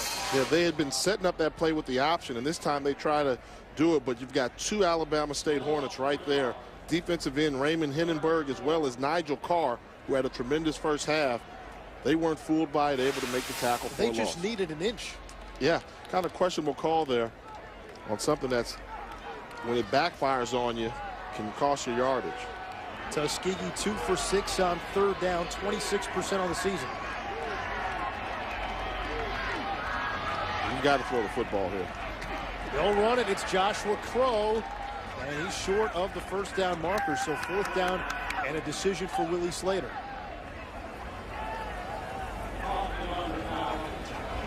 Field goal unit still on the sideline, so unless they call timeout to talk it over, it appears they're going to go for it now. And bring in some players on the bench, but it appears that they're going to go for it. Well, I can tell you one thing. I don't care how many wide receivers they bring into the game. Alabama State is going to keep that box loaded. They're going to keep the number count to their advantage. Play clock winding down. Play clock at 5. Alabama State crowding the line. They go for it. Up the middle. Thornton, and he is going to be short of the first down marker. Turnover on downs.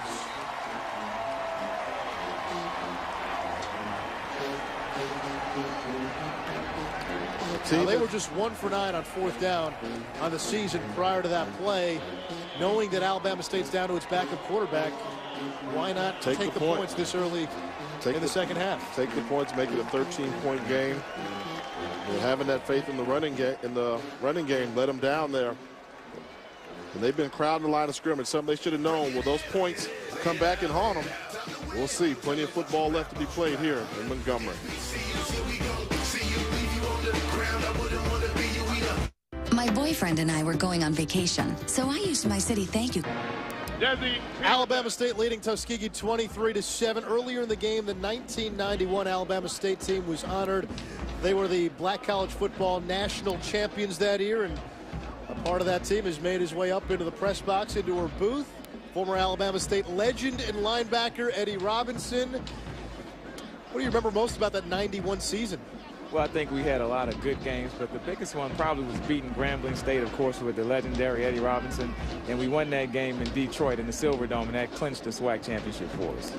The Turkey Day Classic, we've talked about its meaning, the special place it holds as a rivalry game in black college football. You played in it. You played in it with Reggie Barlow, right, Alabama State's head coach. What did this game mean to you guys? Well, it was a big game. The fans were really big into it. And being that this is the 88th game of the Turkey Day Classic, Tuskegee is only 45 minutes away from Alabama State. So even though they were a Division II school, it was always that emphasis of you need to beat Tuskegee. Now, with the schools being so close in proximity to each other, is this something where year-round you kind of hear the trash talk in anticipation of this game? Yeah, they had some good guys. They had a quarterback, Maurice Hurst, and a wide receiver, Chris Holder, who played a couple years in the NFL. And so, we knew those guys. A lot of the players went to the same high schools, and they were always really competitive. That's John Andrews with the catch near the 10-yard line. It'll bring up a third down here for Alabama State.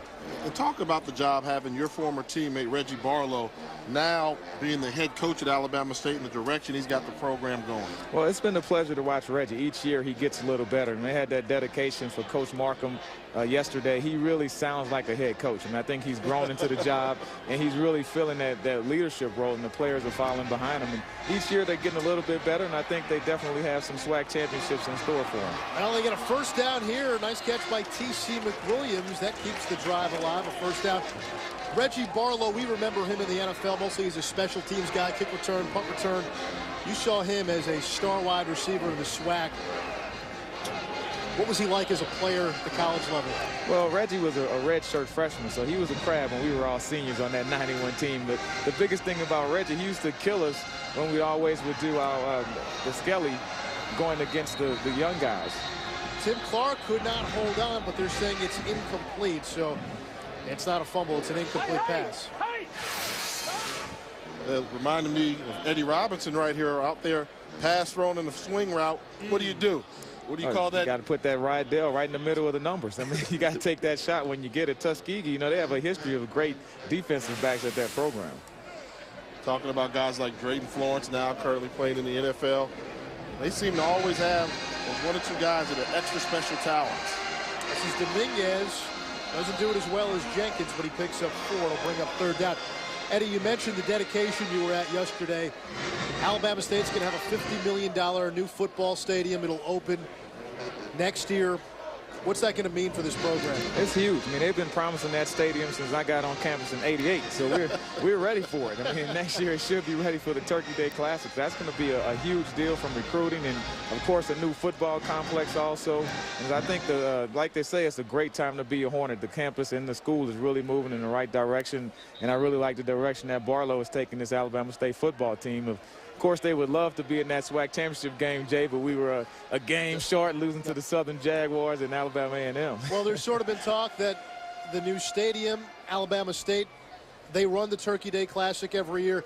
If it moves on campus, it may mean a Turkey Day Classic without Tuskegee. What do you think the new stadium means for the future of this rivalry that we're seeing here today? Well, you love tradition, and you would hope that we can continue to play Tuskegee. I mean, 88 years. I mean, the oldest historically black college classic.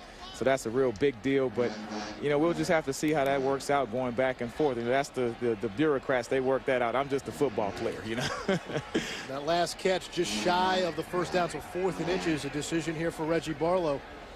What do you do right now, Eddie? If you're the coach down there, you could talk to Coach Barlow. What do you tell him? You're auditioning for defensive coordinator. Well, I think you have to punt. I mean, at this situation, that part of the field, I mean, with the defense playing well right now, Sid Thornton has those guys playing well, I would probably punt. What a defensive guy. See, that's spoken from a linebacker. See, every offensive player says, we've got to go for it. Y'all want snaps, y'all want points. Reggie Barlow was a wide receiver. He's going for it. Or at least that appears to be the call. Might just be a ploy to throw the defense off sides. Yeah, from a shotgun position, you really don't think they're going to go for it on 4th and inches if he's in the shotgun. Now, if he calls a play from underneath the center, then they may go for it. And now a timeout by Alabama State, so they'll use their first here the second half. And maybe Reggie's taking your advice. But absolutely. If you look at the down and distance on the field, you got to think you're really putting a lot of pressure on your defense if you don't get the first down right here. And you've got the offense that you pretty much limited just to one drive all game long. Can't blame you. Now, let me ask you this. I know you pulled for the Hornets, but deep down inside, see, Barlow had a theme all year. He wanted his team to go out there and be the first undefeated, untied. Jay always brings this up. Alabama State championship football team. Now you're like that 1972 Dolphins team where every year they get that loss in conference play. You kind of pop the cork and say we're still the big men in Montgomery, huh? Well, you know, you're always rooting for your team. I mean, I want Reggie Barlow to win every football game. I'm a Hornet, true and true. I bleed black and gold, and I'm always pulling for these guys. I mean, it hurts. We talked to the players yesterday. When they don't win the game, it hurts just like I'm playing the football game. When they win, I celebrate with all of them. So hopefully they'll go undefeated next year, starting with this game. Fair catch, Wayne Williams. Alabama State, a 37-yard punt. Eddie Robinson, former Alabama State linebacker, A Hornet legend joining us here. We appreciate you taking out the time, Eddie. Always. Happy Turkey Day to all the people at home. And happy Thanksgiving to you. Thank you. Good to see you. Sorry about that Texas Southern tie back in 1991. Jay just doesn't know how to let things go. He has to get in the last word. Always. 2 years I've been dealing with this.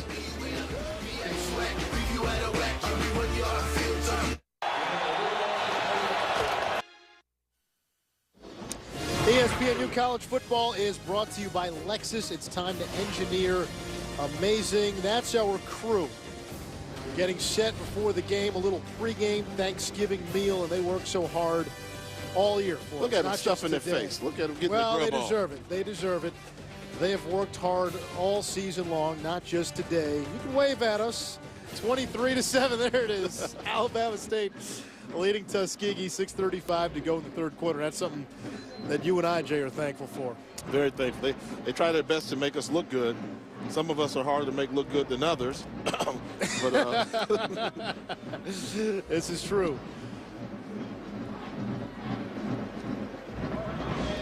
Tuskegee football, their defense has been much better after giving up 17 points in that opening quarter. Yeah, they figured out how to contain the quarterback, whether it's been Dominguez or Jenkins.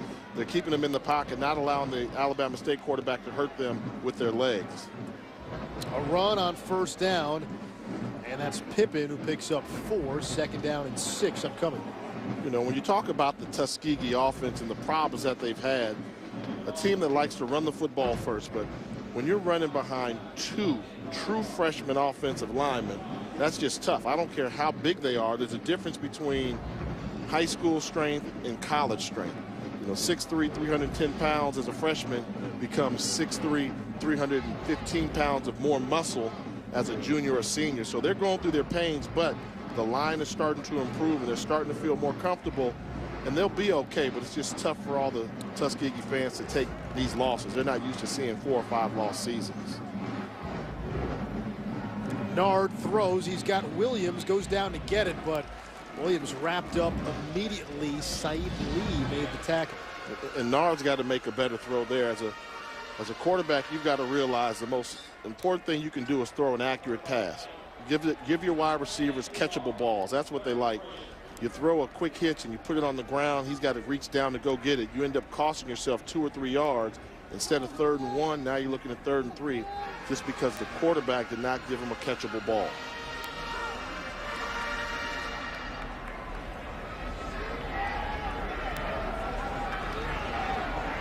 Tuskegee 3 of 8 on 3rd down so far today. Nord, and that's incomplete. He wanted the tight end, Miles Robinson. And it'll be 4th down. And this is where lack of comfort in the passing game is. Take a look here. You've got guys wide open. Watch this matchup and tell me how wide open does Brandon Moten come. See, once you see that guy's open, get the ball to him. They're bringing that corner blitz. You've got to recognize the safety's back here for a reason. If you get him that ball in space, he's got an opportunity to make one-man miss and possibly score a touchdown. Alabama State coming after the punter there. Tuskegee gets it off. Kewan Riley nearly fumbled it. Somehow he holds on.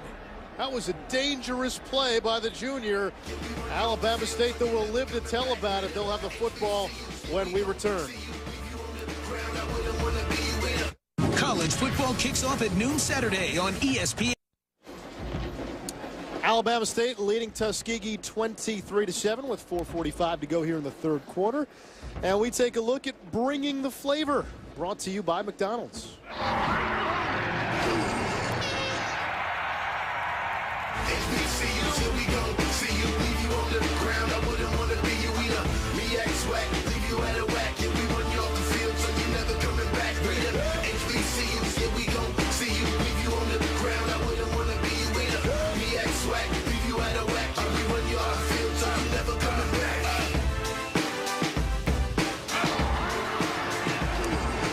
Bringing the flavor, brought to you by McDonald's. We hope you're having a wonderful Thanksgiving. Nick Andrews, senior day, his last game as an Alabama State Hornet. He's got a touchdown catch. One of 9 seniors who will move on after the season. And what a career he's had, the most decorated receiver in this program's history. Dominguez throws for Andrews. That one gets by him, and it's intercepted by Adam Lucas. Lucas runs it in for 6.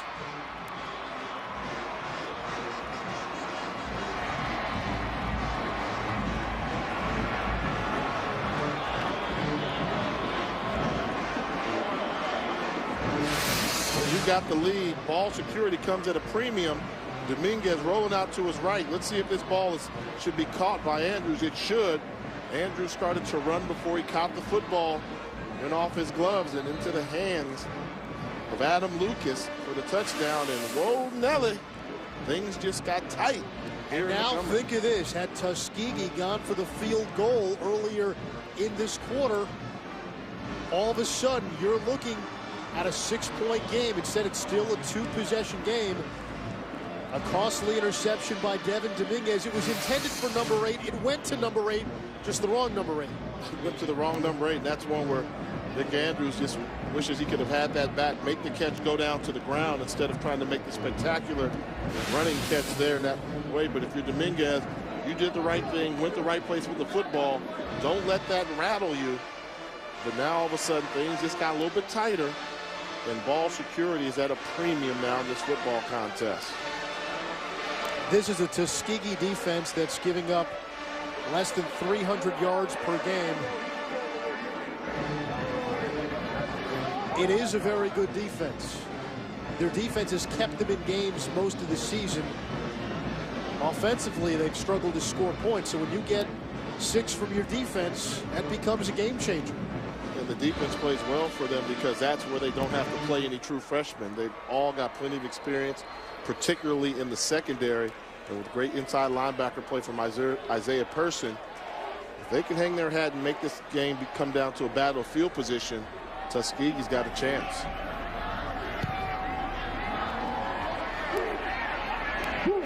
Andrews from inside his own 15, across the 30, and he's wrestled down at the 33-yard line, but there's a flag on the play.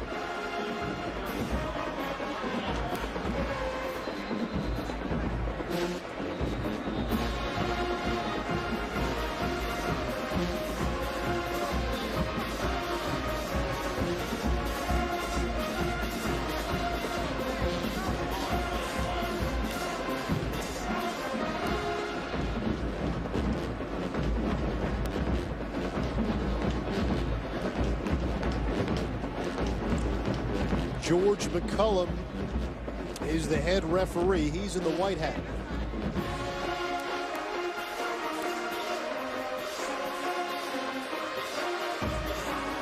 There are 2 fouls on the play. Offside, kicking team, blocking below the waist, receiving team, offset him, re-kick. So we'll do it again. 23-14, Tuskegee trailing. They trailed 17-0 after the first quarter and have actually outscored Alabama State 14-6 since. And remember, the Hornets down to their backup quarterback, Devin Dominguez. He is a 5th-year senior. He started 3 games this season. He has played, but Greg Jenkins, who played so well in the first half, broke his hand late in the second quarter, out for the game. And we won't see him until next year. Dominguez has been the quarterback of some highs and lows in Alabama State football during his career. Noted earlier, came here originally as a baseball player, then played football, got thrust into action a season ago, had success. Jenkins came in and replaced him as a quarterback, and Jenkins has been injured throughout the season. Dominguez had some high moments, had some low moments, but he's a more than capable backup quarterback. They'll kick it again. This is Riley. And Riley stopped at the 23-yard line. Coverage of college football on ESPNU continues Saturday at noon Eastern. James Madison, Eastern Kentucky. It's the first round of the NCAA FCS Championship presented by Enterprise Rent-A-Car. College football on ESPNU this Saturday. Playoff. Somebody say playoffs, college football. Got a little ring to it, like it makes a little bit of sense, doesn't it? Well, I'll tell you what. If Arkansas beats LSU, All of a sudden, Pandemonium. all the proponents of a playoff are going to have a lot of ammunition at the FBS level. Tim Clark on first down just gets to the line of scrimmage, taken down by Isaiah Person. Tuskegee, they're kind of in the same situation as Alabama State. Alabama State plays in the SWAC championship. Tuskegee's Division II, but because they play this football game, they would never be eligible to play in the Division II playoffs. Dominguez tackled for a loss of a yard. Adontavius Turner. That play right there is the biggest difference between Dominguez and Jenkins at quarterback. Dominguez has athletic ability. He's not a slow quarterback. He's not stationary, but when he runs, not quite as natural, not as fast. Doesn't have the ability to make defenders miss as Greg Jenkins does. And notice how much slower this offense is moving. It used to be one play and then you're snapping the ball with 25 seconds. Already it looks like an extra 10 seconds or so just to get set on offense. And now a flag, movement up front.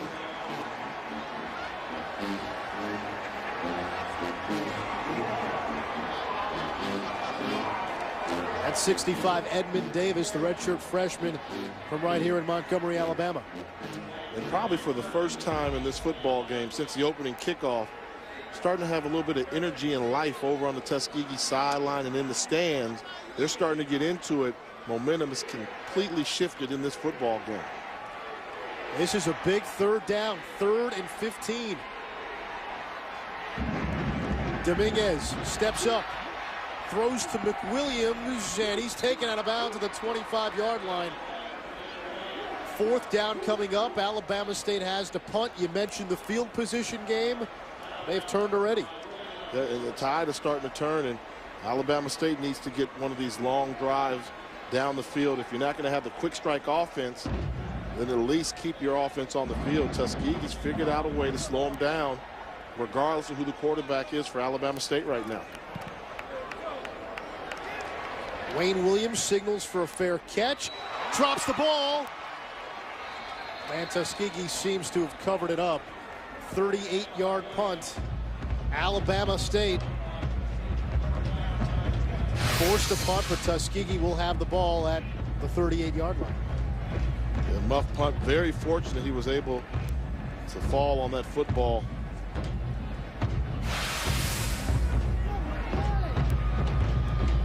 The championship game scenario in the SWAC, Alabama A&M, they have clinched the East Division, knocking off Prairie View A&M.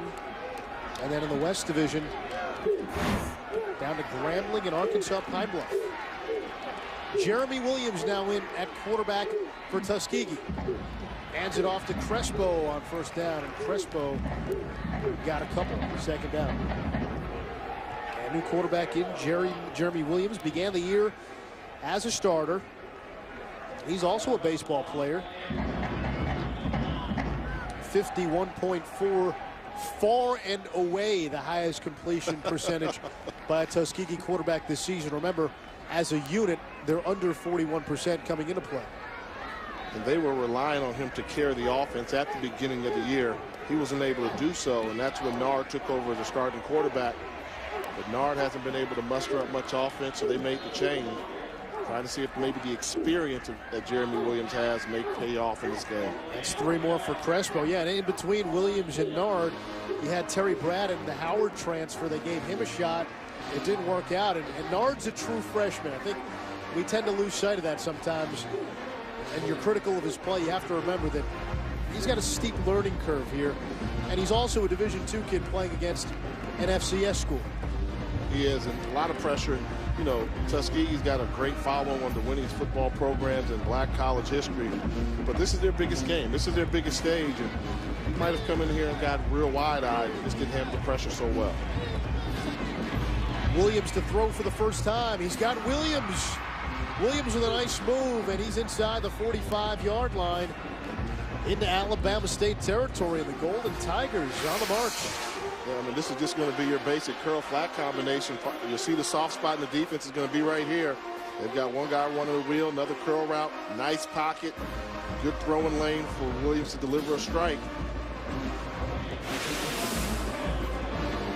If you watch the first quarter of this game, we thought it was going to be a blowout. You did.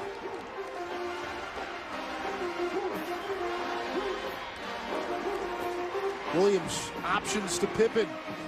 And Pippen gets to the 40-yard line, picking up 2. One thing about DeMario Pippen, he doesn't have the mass that you like, but he's got something that all good running backs have, and that's that ability to make the first guy miss. Nobody ever gets a clean shot on him. Very difficult to bring down in the open field. Willie Slater called him a joy to coach. As we're coming up on the final seconds here of the third quarter. Let's see if Tuskegee even elects to call a play. They do. Pippen up the middle.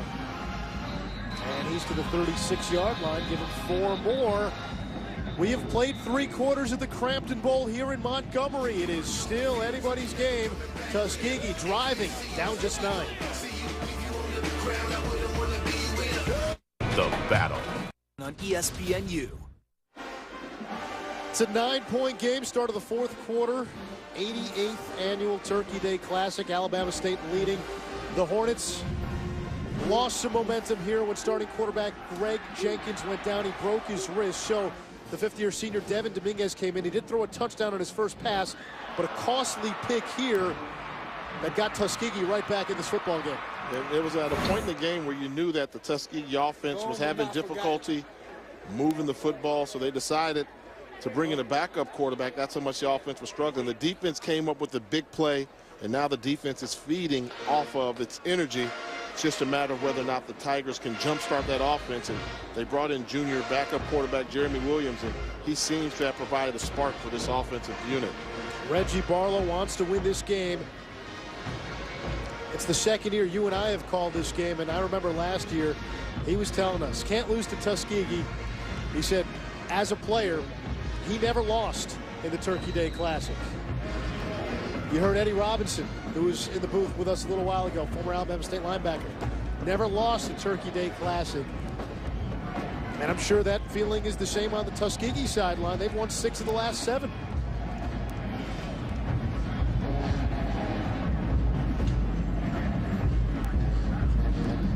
On 3rd and 4, Williams options to his left. He'll keep it. He's got a first down and a flag at the end of the play.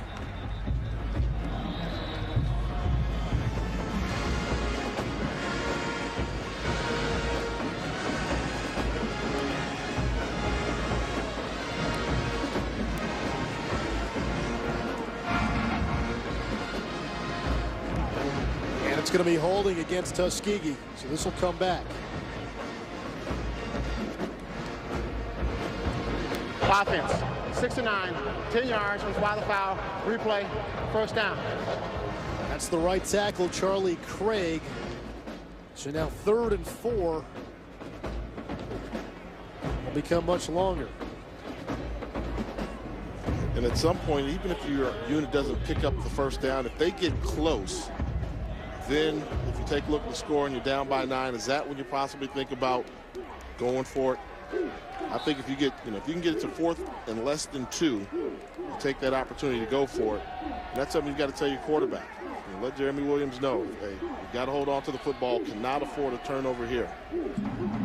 Well, they have a kicker in Eduardo Murillo who hit a 50-yarder, a school record in his last game. That's why it was a little confusing. They didn't attempt a field goal earlier in the second half. It would have made it a 23-17 game right now. And another flag before the play. Looks like Craig jumped again. With Murillo, he's 7 of 11 on the season, so not bad.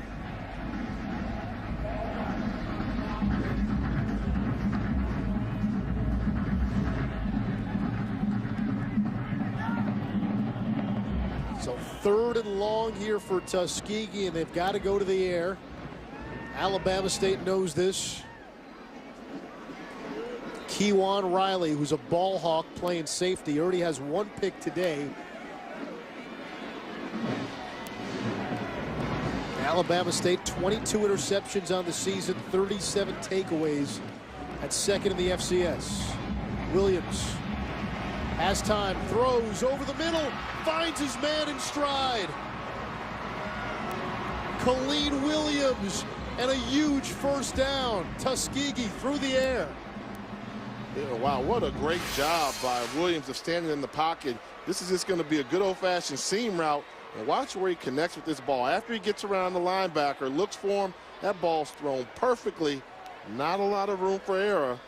Huge third down conversion. And there is a man down on the field back near midfield.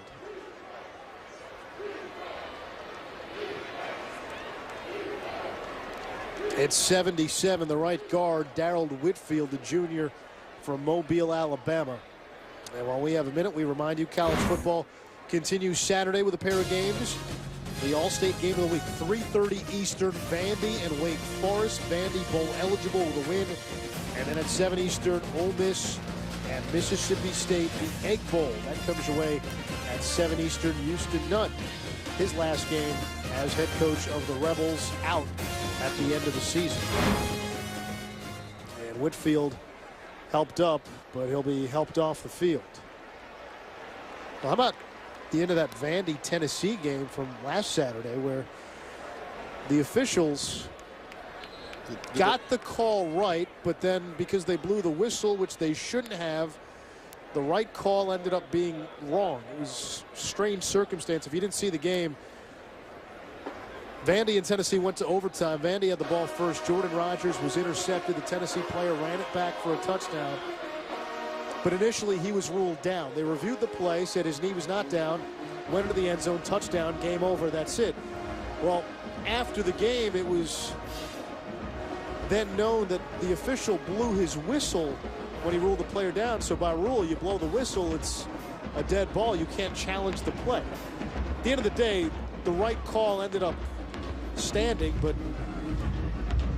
by blowing the whistle, which shouldn't have happened, that call should not have been made. Tough to follow. Jeremy Williams with a nice run there, gain of 10 yards on first down. Wow, they're going to bring the two inside linebackers on the blitz. See, once they get this lane here and here, leaves the middle of the field wide open for the quarterback Williams to attack. See, made that decision quick. Made the decision quick because he realized they were vacating the middle of the field, and nobody ever accounts for the quarterback in the running game.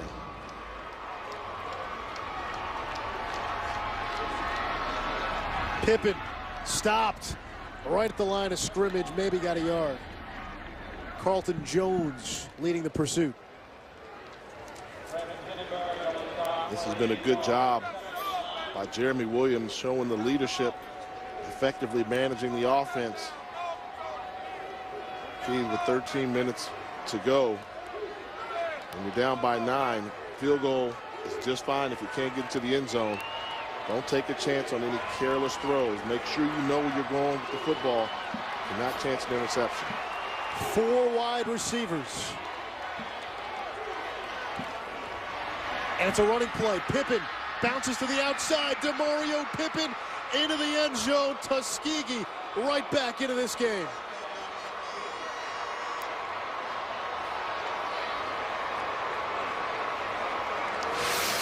Great run by Pippen, but take a look at on the left side of your screen. Larry Cobb, the wide receiver, is going to have the block that's really going to seal the deal and allow him. Right there, you see 83, engage with the defensive back.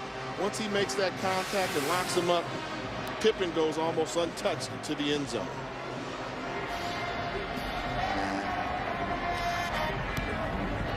Point after is good. Second touchdown of the game by the senior, the Jackson State transfer, DeMario Pippen. No surprise, another close one in the Turkey Day Classic.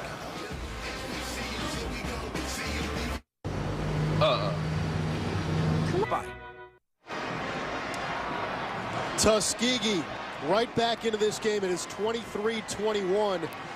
And where this game may have turned was when Greg Jenkins got injured for Alabama State. Had been playing so well.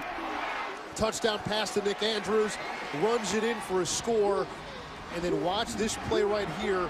May have hurt his hand on this play. He would leave the game with a broken hand late in the second quarter.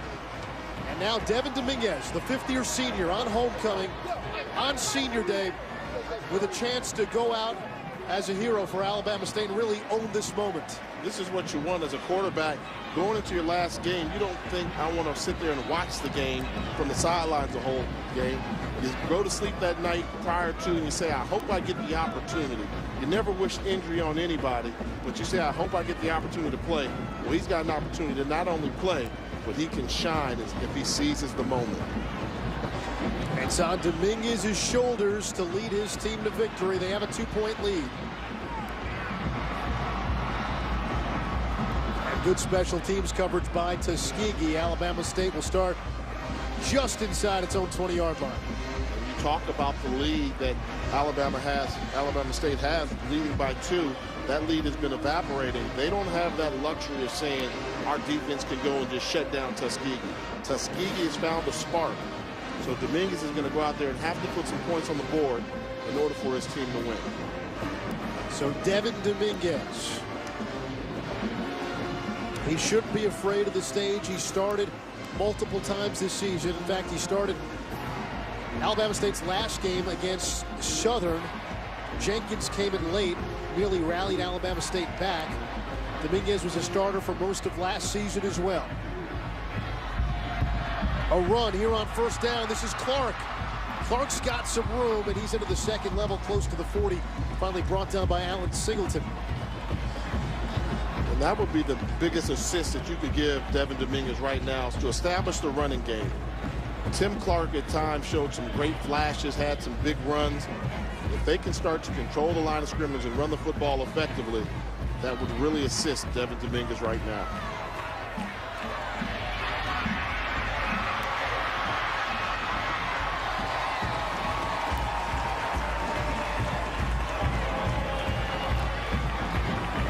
$11 more for Clark, running strong here as we come up on 12 minutes to play in the fourth quarter.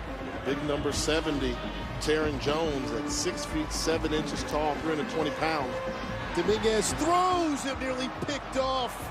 Darrell Simmons read it all the way, and Dominguez telegraphed that one. When you start making throws like this, all the way across the field, wide side of the field, late outside, rule number 1 they teach you in quarterbacking. Can't throw the ball to the outside late, definitely not across the field.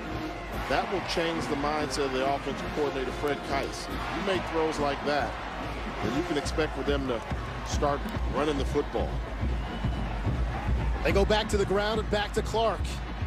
And falls backwards to the 47-yard line. Jeremy Brown in on the stop, and it'll bring up third down. And when they've had success running the football, it's been on the left side. Look at that, 6'7", 320 pounds, playing left tackle. It's a grown man, Anish. 3rd and 5. Dominguez fires a strike over the middle to McWilliams. It's a first down.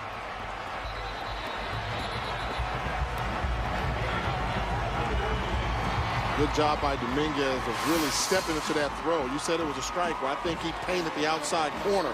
This was a fastball. Ripped right through coverage. Perfectly thrown. First down, Hornets. Look at the pocket. You see the protection there by Taron Jones. Nobody gets close. Accurate ball. Here's Clark looking for some space. Ran into his own lineman and then pushes the pile forward. Let's see where they spot it.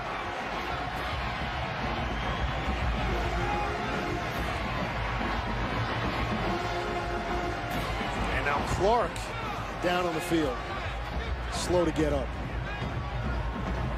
Emotions running high in this game. You got to remember, not only are these two teams geographically close, a lot of the players recruited by both teams. A lot of the players played high school football against each other. A lot of familiarity. And in the grand scheme of things, Tuskegee has had more success on the football field than Alabama State in the past decade. Dominguez rolls to his right, and he bounced one in the direction of Nehemiah Henry. That was a ground ball. Dominguez, former baseball player. Two-hopper. You see Barlow, he's got that intense look on his face. He's staring daggers. And I think what I really like what Barlow instills in his team, he said, this game is somewhat bigger than you. It's not Alabama State versus Tuskegee. It's the SWAC taking on Division II Tuskegee in the SIAC.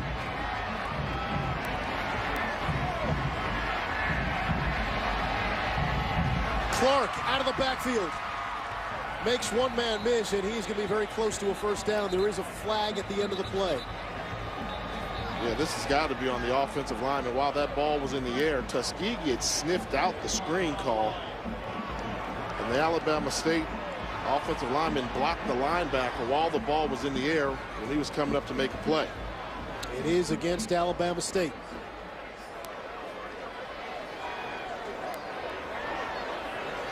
And Reggie Barlow not happy.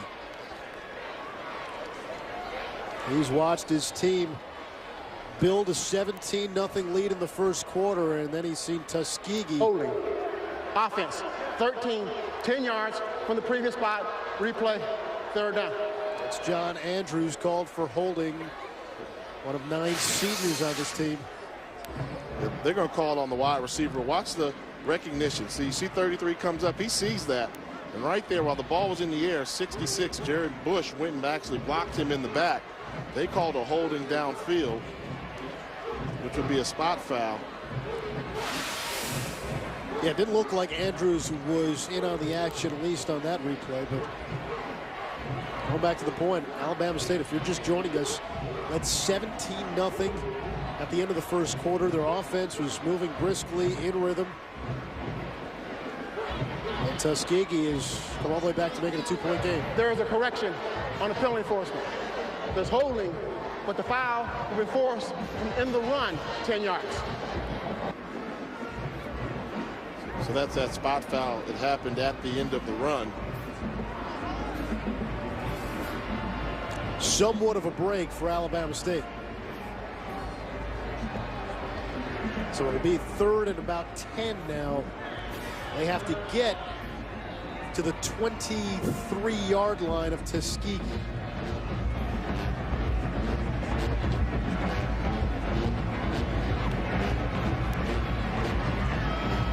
Nick Andrews, one of the best receivers of the FCS, lined up at the top of your screen.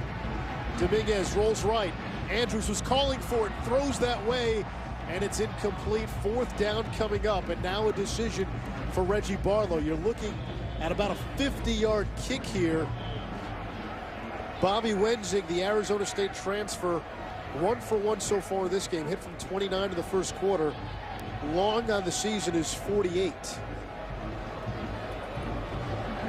And they will bring on Wenzig, who is also the punter.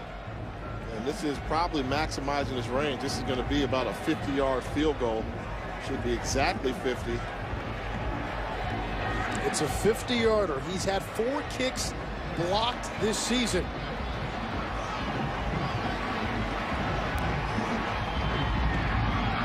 Kick is up,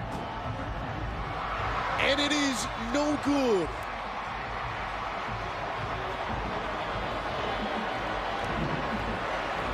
Alabama State with a missed opportunity to add on to a 2-point lead. Reggie Barlow, not enough body language to will it through.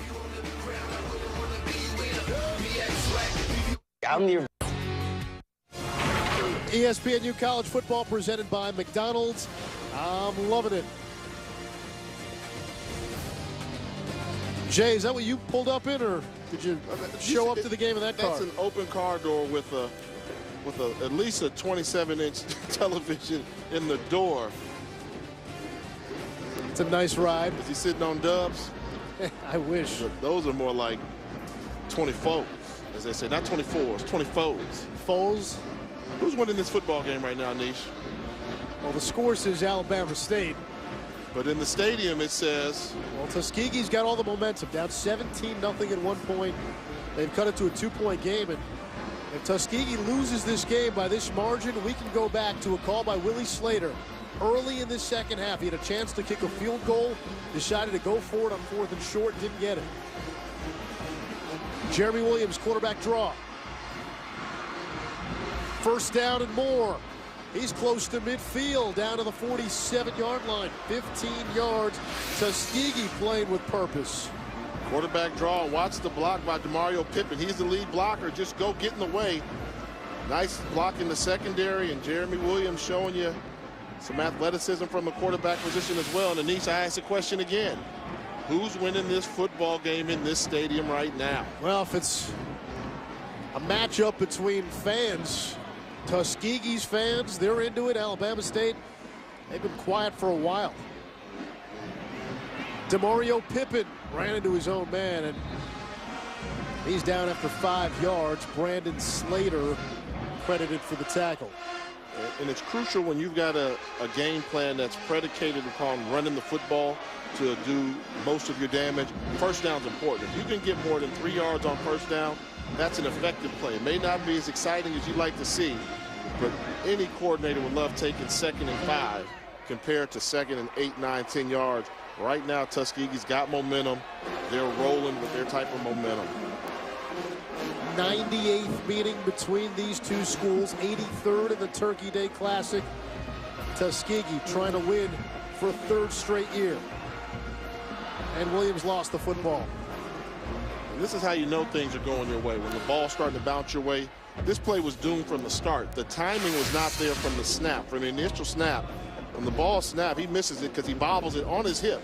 But watch him take the ball, run upfield, and actually pick up a couple of yards, and the ball goes out of bounds. And he can't advance the ball on a fumble that goes out of bounds, so it's wherever Williams is marked down, that's where Tuskegee will have the football. I thought he had picked up 1 or 2 yards before he actually fumbled that football, as if he had crossed the line of scrimmage. Tuskegee 5 of 11 on 3rd down. That's almost double their average coming into the game. They're just 26%. Williams options to Pippin. The stiff arm, and Pippin lunging for that first down marker appears to have it, but there is a flag at the 32-yard line. That was a very late flag, and Reggie Barlow was on the sideline screaming for the holding call on the outside. It seemed as if the official that was closest to it didn't call it, but one of the back referees did. Hold. Offense. 82. 10 yards from the spot of the foul. Replay. 3rd down. Well, that hurts because now you go from a running down to a passing situation. And you're going to see it right here. See, he's got him in position, but once the running back goes outside, he's got a hand on that jersey. You see the tug right there. The nearest official on the sideline didn't call it. See, the line judge didn't call it, but it's not his call. It's the back judge's call. They called the holding play. And that's the risk you run when you run sweeps to the outside. The officials can see it. It's right there in front of them. Easier to call a hold from there compared to in between the tackle box. 4 wide receivers. Plenty of time. Williams now going backwards, and he just has to get rid of it. Edward Mosley leading the pursuit for Alabama State. But they did their job. They picked up a couple first downs. Now if the special teams can pin back this Alabama State Hornet return team, and maybe the Tuskegee defense can get a 3 and out. As we talked about before, the battlefield position game that this has turned into will play out before us. Mooney on to punt. Kewan Riley lets it bounce. He won't field it. You want to talk about field position. Alabama State's going to start inside its own 10-yard line after a 46-yard punt. Willie Slater almost, and Reggie Barlow trying to get his team fired up. We have a great finish in store for you. College football kicks off at noon Saturday on ESPNU. ESPNU is the home court of college hoops. Open look. Hits the 3. Sunday at noon. At fathead.com. This is a big offensive series for Alabama State as they nurse a 2-point lead, 23-21. Last play before we went to break, Tuskegee punting. Kenneth Baker, the ball wasn't close to the end zone. Had about 4 or 5 more yards to go. I don't know, maybe you saw too many of those Leon Lett plays that we've been showing on SportsCenter the last couple of days. The ball was rolling towards the end zone, and they could have pinned them inside the 5, probably on the 1 or 2 yard line. But Kenneth Baker lost track of where he was on the football field. Clark from the 5-yard line picks up 3 on first down. El Malik Chin brings him down. Big series for Alabama State. They're scoreless in this second half. Their starting quarterback, Greg Jenkins, broke his hand late in the first half. And they really haven't been the same since Jenkins left the game.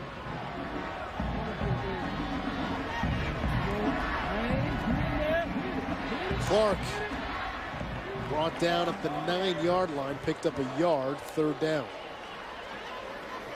Alabama State's been using running back by committee, but I think they've established that Tim Clark is the man tonight. They've called his number often, and he's responded to the call. The senior from St. Louis, Missouri, has had some big runs in this football game. With Jay Walker and Ishraff, 98th meeting between Tuskegee and Alabama State.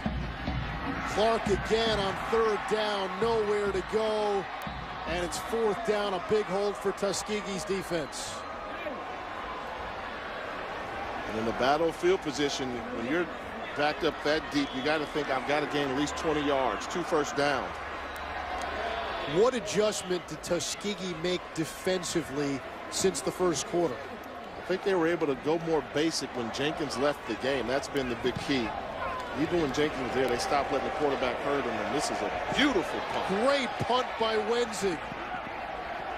And he'll pin Tuskegee all the way back at the 21-yard line. That is a 66-yard bomb. Wow. Now, just when it looked like field position would be pretty good for Tuskegee, Wenzig with a big punt. We remind you, Saturday, 3:30 Eastern, Vanderbilt. A chance to become bowl eligible. They take on Wake Forest. It's our all-state game of the week. And then at 7 Eastern, it's the Egg Bowl. Rivals Ole Miss and Mississippi State. One of many rivalries Thanksgiving weekend. Of course, here in the state of Alabama, they get Tuskegee and Alabama State, the Turkey Day Classic, and Alabama-Auburn, the Iron Bowl on Saturday, and Bobby Wenzig getting some love, the punter. That's a big punt in this game. And I bet you 85% of the people on the sideline don't even know who Bobby Wenzig is. Come on. A couple yards for DeMario Pippen. You were that guy. You were the quarterback who didn't say 2 words to the kicker, huh? Only when you needed them. only when you need them. Now, you had to bring everybody in. But I'm telling you. I'm telling you, there are some guys on this team who don't know who he is. A couple walk-ons probably haven't been around the program that long. But that was an MVP type. And that's one of those things that won't show up in the stat sheet in terms of winning the football game. But if they can hold on to the victory, that might have been the clincher right there. Williams. Pippen hauls it in and somehow got a couple extra yards there. I don't know if you'll see a better catch. Well, DeMario Pippen, second on the team in receptions, and he's a running back. Yeah, I mean, watch him elevate in the focus. He only gets one hand on this football. I mean, ball thrown very high. He got up and brought it in with one hand, kept the balance, and then picked up a couple yards. That's athleticism. Leap with one-handed catch in the air. So 3rd and 5, Tuskegee. They're using their backup quarterback as well. Jeremy Williams in the game. The starter, Justin Nard, ineffective. Williams chased, eludes the first defender, eludes the second man, and then he's finally brought down out of bounds by Brandon Slater, a loss of 4.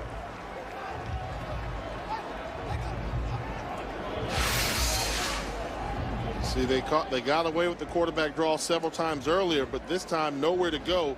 Great recognition by Drakeway Everett. He recognized him. Williams did a good job of keeping his balance, but there was simply nowhere to go. Well, you want to talk about how field position can change. Well, now it's Tuskegee that'll be punting with their punter lined up inside his own 10-yard line. And Kewan Riley waiting at his 40-yard line, but a flag before the play.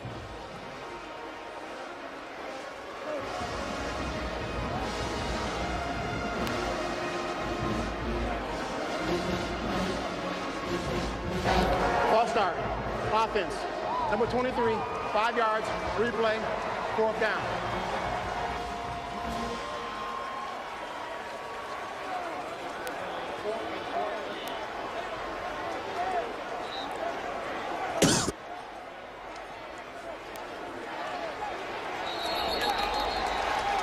And another flag.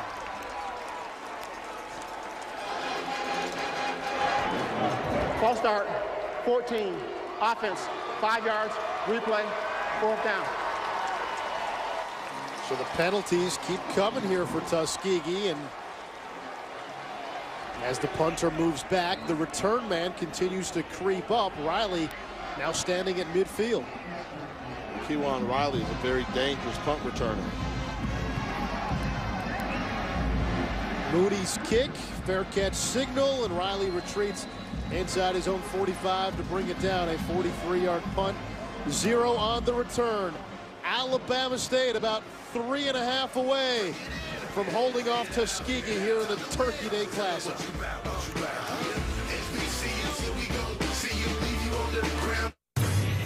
Insurgents have fleeing to the countryside. high-speed versus between occupying.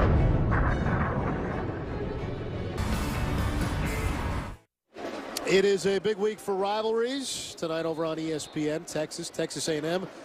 That might be the last time in a while those two play.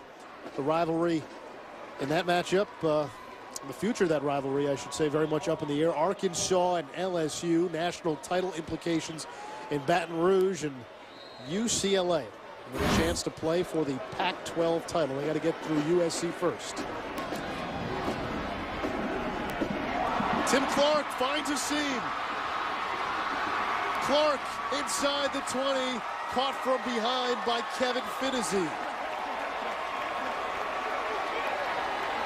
Tim Clark has been the difference maker all afternoon. Great blocking up front in the trenches. Good job by Edmund Davis, the center, really sealing the middle of the field, allowing Clark to explode through the line of scrimmage.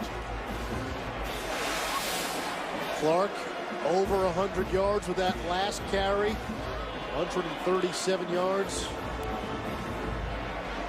Now, also a 17-yard touchdown catch. Now look who decides to go to a little bit of a huddle type of offense. With holding on to a 2-point lead with 3 minutes to go, the up-tempo offense of the Alabama State Hornets decides time to milk this clock a little bit. Tuskegee still has all 3 timeouts.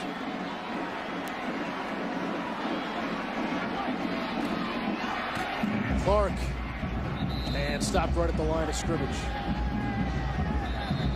And this is the time where I think if you're Tuskegee, you've got to utilize those timeouts and stop the clock. Don't allow Alabama State to huddle. And Tuskegee has used its first timeout with 2:35, so they're hoping to hold at least Alabama State to a field goal here. Hey, Sunday on college on ESPNU, we've got college basketball at noon Eastern. It is Tom Izzo and Michigan State visiting Eastern Michigan at 9:30 Eastern. Alabama and JaMychal Green taking on Virginia Commonwealth, the Final Four team a year ago. All part of Feast Week presented by Lowe's, Sunday on ESPNU at noon and 9:30 Eastern. How big was that for VCU to keep Shaka Smart? I mean, he was the hottest name in coaching, mentioned for several jobs, and yeah, deciding to stay.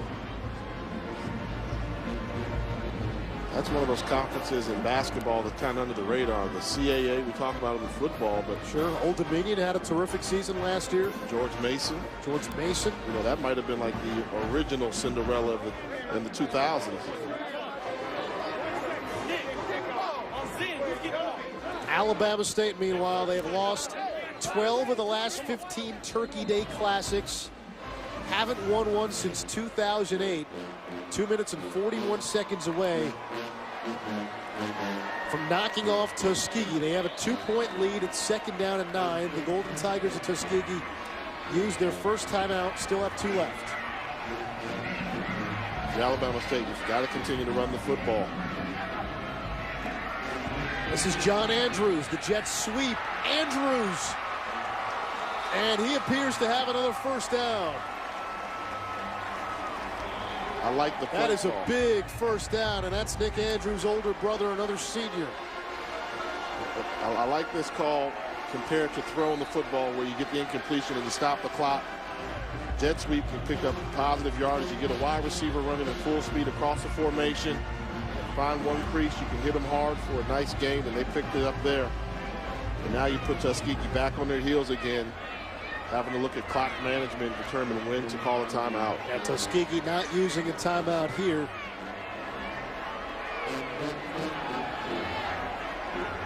First and goal. And movement up front, or it is a timeout. This one called by Alabama State, their second of the second half. And we take a minute to remind you, the FCS playoffs. Playoffs? Yeah, it gets started. First round, noon on Saturday on ESPN. Be a little nugget on the FCS, and you take a look at the past champions, and you see James Madison won it all in 2004, the Dukes. James Madison had one win over a team that had a 500 or above record. Eastern Kentucky, on the flip side, one of the few teams in the FCS playoffs field this year that got in that lost to 3 FCS schools. 7-4 record, they lost to 3 teams at the FCS level. So that matchup there is going to be kind of interesting. Call that one of those bubble matchups. Should make for a fantastic football game. I know you were on that FCS preview show that we did at ESPNU. Who do you like? Who's playing well? Who in your eyes do you think has a really good chance of winning it all? I think the sleeper team is going to be Central Arkansas. I mean, Sam Houston stayed undefeated on the regular season, #1 overall seed. They'll be at home. They're going to be very tough to beat. First and goal. This is Clark using the stiff arm. Just short of the end zone, but he's close. Picks up 5. You seen Central Arkansas's home field? Purple and gray. I thought my television was broken, but interesting color scheme. Taking what Boise and Eastern Washington did to another level. They just went with one color. They've got 2. I wonder at some point would the NCAA come in and kind of regulate the color of football fields. I mean, it looks like a xylophone, doesn't it? Yeah, it's like, you know, at what point does it become too much of a distraction? Well, here, Alabama State, they're on the doorstep. They can smell it. 23-21, Tuskegee not using its second timeout.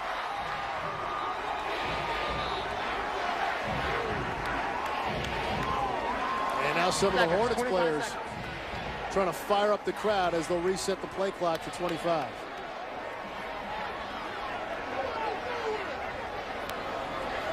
.122 left. Alabama State built a 17-point lead at the end of the first quarter, led 23-7 at the half, and they've been holding on to that lead ever since.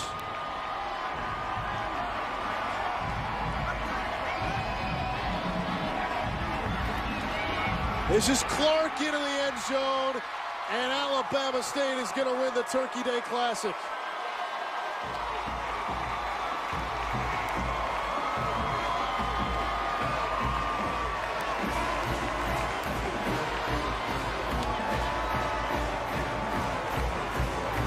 Although, and I know what you're thinking, 8-point game, and Alabama State did miss an extra point earlier in the game. They did miss a crucial, and they had one blocked against Alabama A&M when they were on their way to clinching a possible berth in the SWAC championship. This one, though, splits the uprights. Actually goes out of the stadium onto the streets. Fans got themselves a souvenir, 30-21. And now Tuskegee needs 2 scores in 80 seconds. Close to impossible. Well, there is a flag.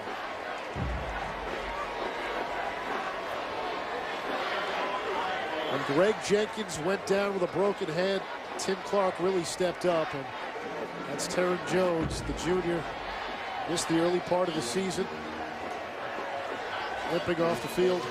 On the foul, on the play, personal foul, 95, Tuskegee. 15 yards will enforce on the kickoff. That's Jeremy Brown. We call that a frustration foul. Definitely a frustration foul. When you're down by 9, now it's the battlefield position. You still got to think if we score, we can always go for the onside kick and maybe kick a field goal to win it. But now, really putting your offense in a bind. If you're Alabama State, you might be able to just kick it straight through. And at the turning moment, that 66-yard punt by Bobby Winzig when they were backed up over the head of the return man for Tuskegee really allowed them to win the battlefield position. And what that last penalty does, it allows Alabama State to kick off from its own 45. So now you can just put it out of the end zone and say, you want to go 80 yards in 80 seconds, go for it. And it still won't be enough. And Winzig, you know, he's got a strong leg. Boots it into and out of the end zone. So Tuskegee ball with 1:20 to go, down by 2 scores.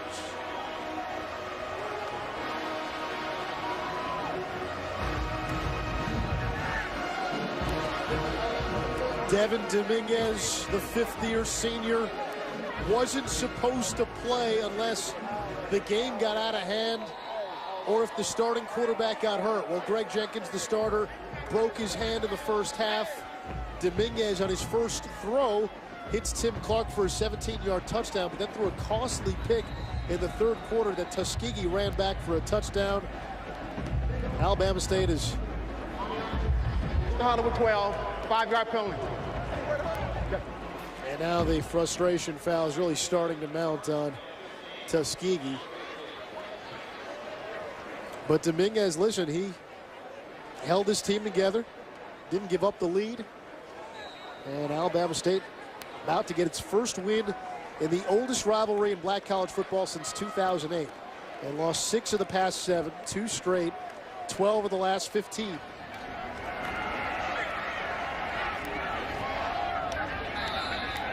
That's going to be a catch.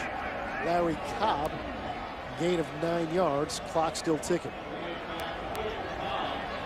That's the good thing going for Tuskegee is the offense did come in and find a little bit of a spark behind Jeremy Williams. Passing game much more fluid when he was in the football contest compared to when he wasn't. Williams over the middle, completes, and spun down is Mark Hughes. Gain of 20 yards. Clock momentarily stopped. You got to be thinking quick strike. Now you're close enough. You got to take some shots down the field. You got the 2-minute offensive drive working. Go ahead and take a couple deep shots. There's a deep shot. And over the head of Wayne Williams. Well, here's the thought. I call this the video game strategy, if you will. If you get in a field goal range, you kick a field goal, try to get 3, then do the onside kick, because you need 2 scores either way. And that's been debated many times before. Does it work in real life? You're not playing, you want me to tell my age, you're not playing Tecmo Bowl. Well, you look at the situation. 32 seconds left. You need 9. Does it matter the order that you get it in? No, I think down and distance determines that, though. You get your face forced down, then you go ahead and try it. They got to make sure they can figure out a way to cross midfield to at least keep the drive alive.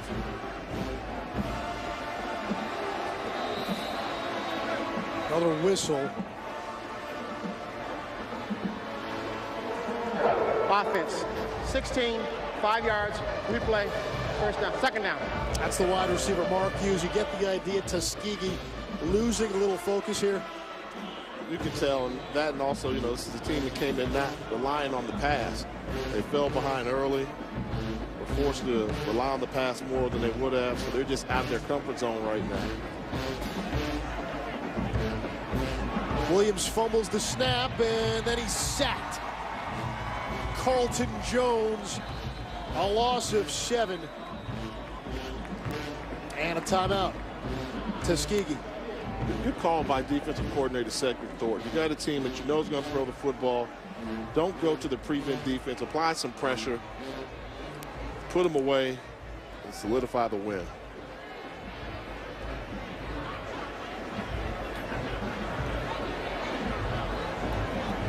Reggie Barlow and his Hornets, they had a chance to win the SWAC East Division for the second straight year, but lost their final regular season conference game to Southern Alabama A&M. We saw them earlier this year, look very good against Texas Southern. You saw them in the Magic City Classic. They win the East Division. Grambling Southern on Saturday. If Grambling wins, they win the West Division. If they lose, Arkansas Pine Bluff would win the West Division. What do the Washington Redskins Super Bowl teams have to do with that graphic? Well, Alabama A&M's head coach played on one of those Super Bowl teams. So did Gramblings, and so did Arkansas Pine Bluff. Yeah. Monty Coleman, Doug Williams, and who am I missing? Anthony Jones. Anthony Jones at Alabama A&M. Yeah. Anthony Jones was Doug Williams' roommate the night before he was Super Bowl MVP, as Reggie Barlow gets the Gatorade bath. And he had never lost to Tuskegee as a player, never lost the Turkey Day Classic. That has to feel good, getting a win against the Golden Tigers, first time since '08. The Bayou Classic is going to be special. Talk about the job Anthony Jones did for one. 0-2 they started off the year. He finished up 8-3. He's a finalist for the Eddie Robinson Award for the Coach of the Year. Been rewarded with his work. And Doug Williams taking over Grambling, stumbled out the blocks, made some change at the quarterback position. They've got a chance to win it off. They can beat their rival. Foul. Defense. Hitting the quarterback out of bounds. 15-yard, end of the run, automatic, first down. Well, Reggie Barlow is a guy, when we talked to him before last year's game here, he admitted to us that there was some pressure on him to have a winning season, to get the program turned around. His first 3 years, he didn't have a winning season. And then last year, they get to the SWAC championship game. And really a hard-fought, gritty game. They lose to Texas Southern. At one point this year, they were the #1 team in black college football. You know, and if Greg Jenkins had been healthy, you would have to think there's a good chance that Alabama State would be playing in the SWAC championship. I'm thinking so and seeing what we see from the offensive unit, but now you can put all that stuff to bed, scratch it off the list. Reggie Barlow is now officially beating Tuskegee here in the Turkey Day Classic. Reggie Barlow fired up. Alabama State knocking off Tuskegee 30-21. There's a Super Bowl champion. Former Jaguars wide receiver, head coach at his alma mater. He's got a reason to celebrate. Alabama State wins its season finale. 30-21 your final score. We'll wrap things up. My sister's newborn. With Jay Walker and Eastroff, time for the Lexus HBCU post-game report. Your final score from Montgomery. Alabama State 30, Tuskegee 21. The Hornets win the Turkey Day Classic for the first time since 2008. Tim Clark, terrific game on the ground, 168 yards of total offense, or I should say on the ground, 2 rushing touchdowns. And Alabama State hanging on after leading 17-0 in the first quarter. And joining us down on the field, head coach for the Alabama State Hornets, Reggie Barlow. Coach, I remember you telling us before this game last year what this rivalry means to you, what beating Tuskegee means to you. To get it done and to get Alabama State back in the win column in this game, what did it mean to you today? Well, it's huge. You know, I grew up here in this city and coming to this game, and it means a lot to both universities and alumni. So we knew it would be a big game. You know, our guys came out and fought hard in the first half, and we told them that, you know, in the second half, Tuskegee was going to fight back, and they did it. They made a game out of it, but we were able to pull it out. You guys had a moment there when Greg Jenkins goes down. He breaks his hand. You know you wouldn't have him going forward. What allowed the team to bend but not break? Well, you know, Greg is our leader. You know, he's an outstanding player. It's unfortunate he got hurt.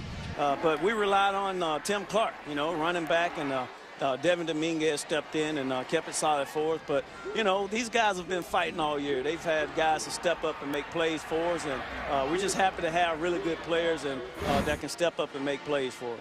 Coach, this is your final game in the 2011 season. It's been a roller coaster ride. At one point, you were the #1 ranked team in all of black college football. What are you going to take back and reflect on when you think about this season? Well, you know, it was a solid season. Of course, we would like to have played for the championship. It didn't happen, but we have some amazing seniors. We got 9 seniors on this team that they've been here the duration, you know, through the ups and downs early on in the program, and they stuck with us. So I'm just happy and proud that we can send them out 8-3. Winning season, and you know, I'm just proud for those guys. Well, it is Thanksgiving here in Montgomery. Is your turkey going to be baked or fried? Fried. Come on, we're in Alabama. Coach, before we let you go, we know next year you guys move into your brand new facility. There's been talk about the future of this rivalry. It's produced some good games. Your gut feeling, are we going to see Alabama State, Tuskegee in the Turkey Day Classic again? Well, you know, I hope so. Like I said, I grew up coming to this game as a young kid, and it's always been special and one of my favorite games. And, you know, I just hope that we can find a way to keep it going. You know, of course, our administration has some really big ideas and want us to move forward, and we're looking forward to that as well. But I really enjoy this game. All right, Coach, we appreciate your time. Congratulations on the victory, and happy Thanksgiving. Yes, sir. Thank you. So once again, Alabama State knocking off Tuskegee 30-21. For an Alabama State team, we talked to Reggie Barlow. You mentioned it. I mean, they had aspirations at one time of a SWAC championship. This is a nice way to end the season, winning a rivalry game, doing it against a team that I know Reggie Barlow grew up rooting for, was recruited by. There is a little personal element here. He did a good job of getting his team up and ready to play the Tuskegee Tigers. I mean, they had really nothing to play for except for their pride. They came out, they were clicking on all cylinders. And the future looks bright for them, but unfortunately for them, their future all hinges on the play of Greg Jenkins. They've got to keep him healthy.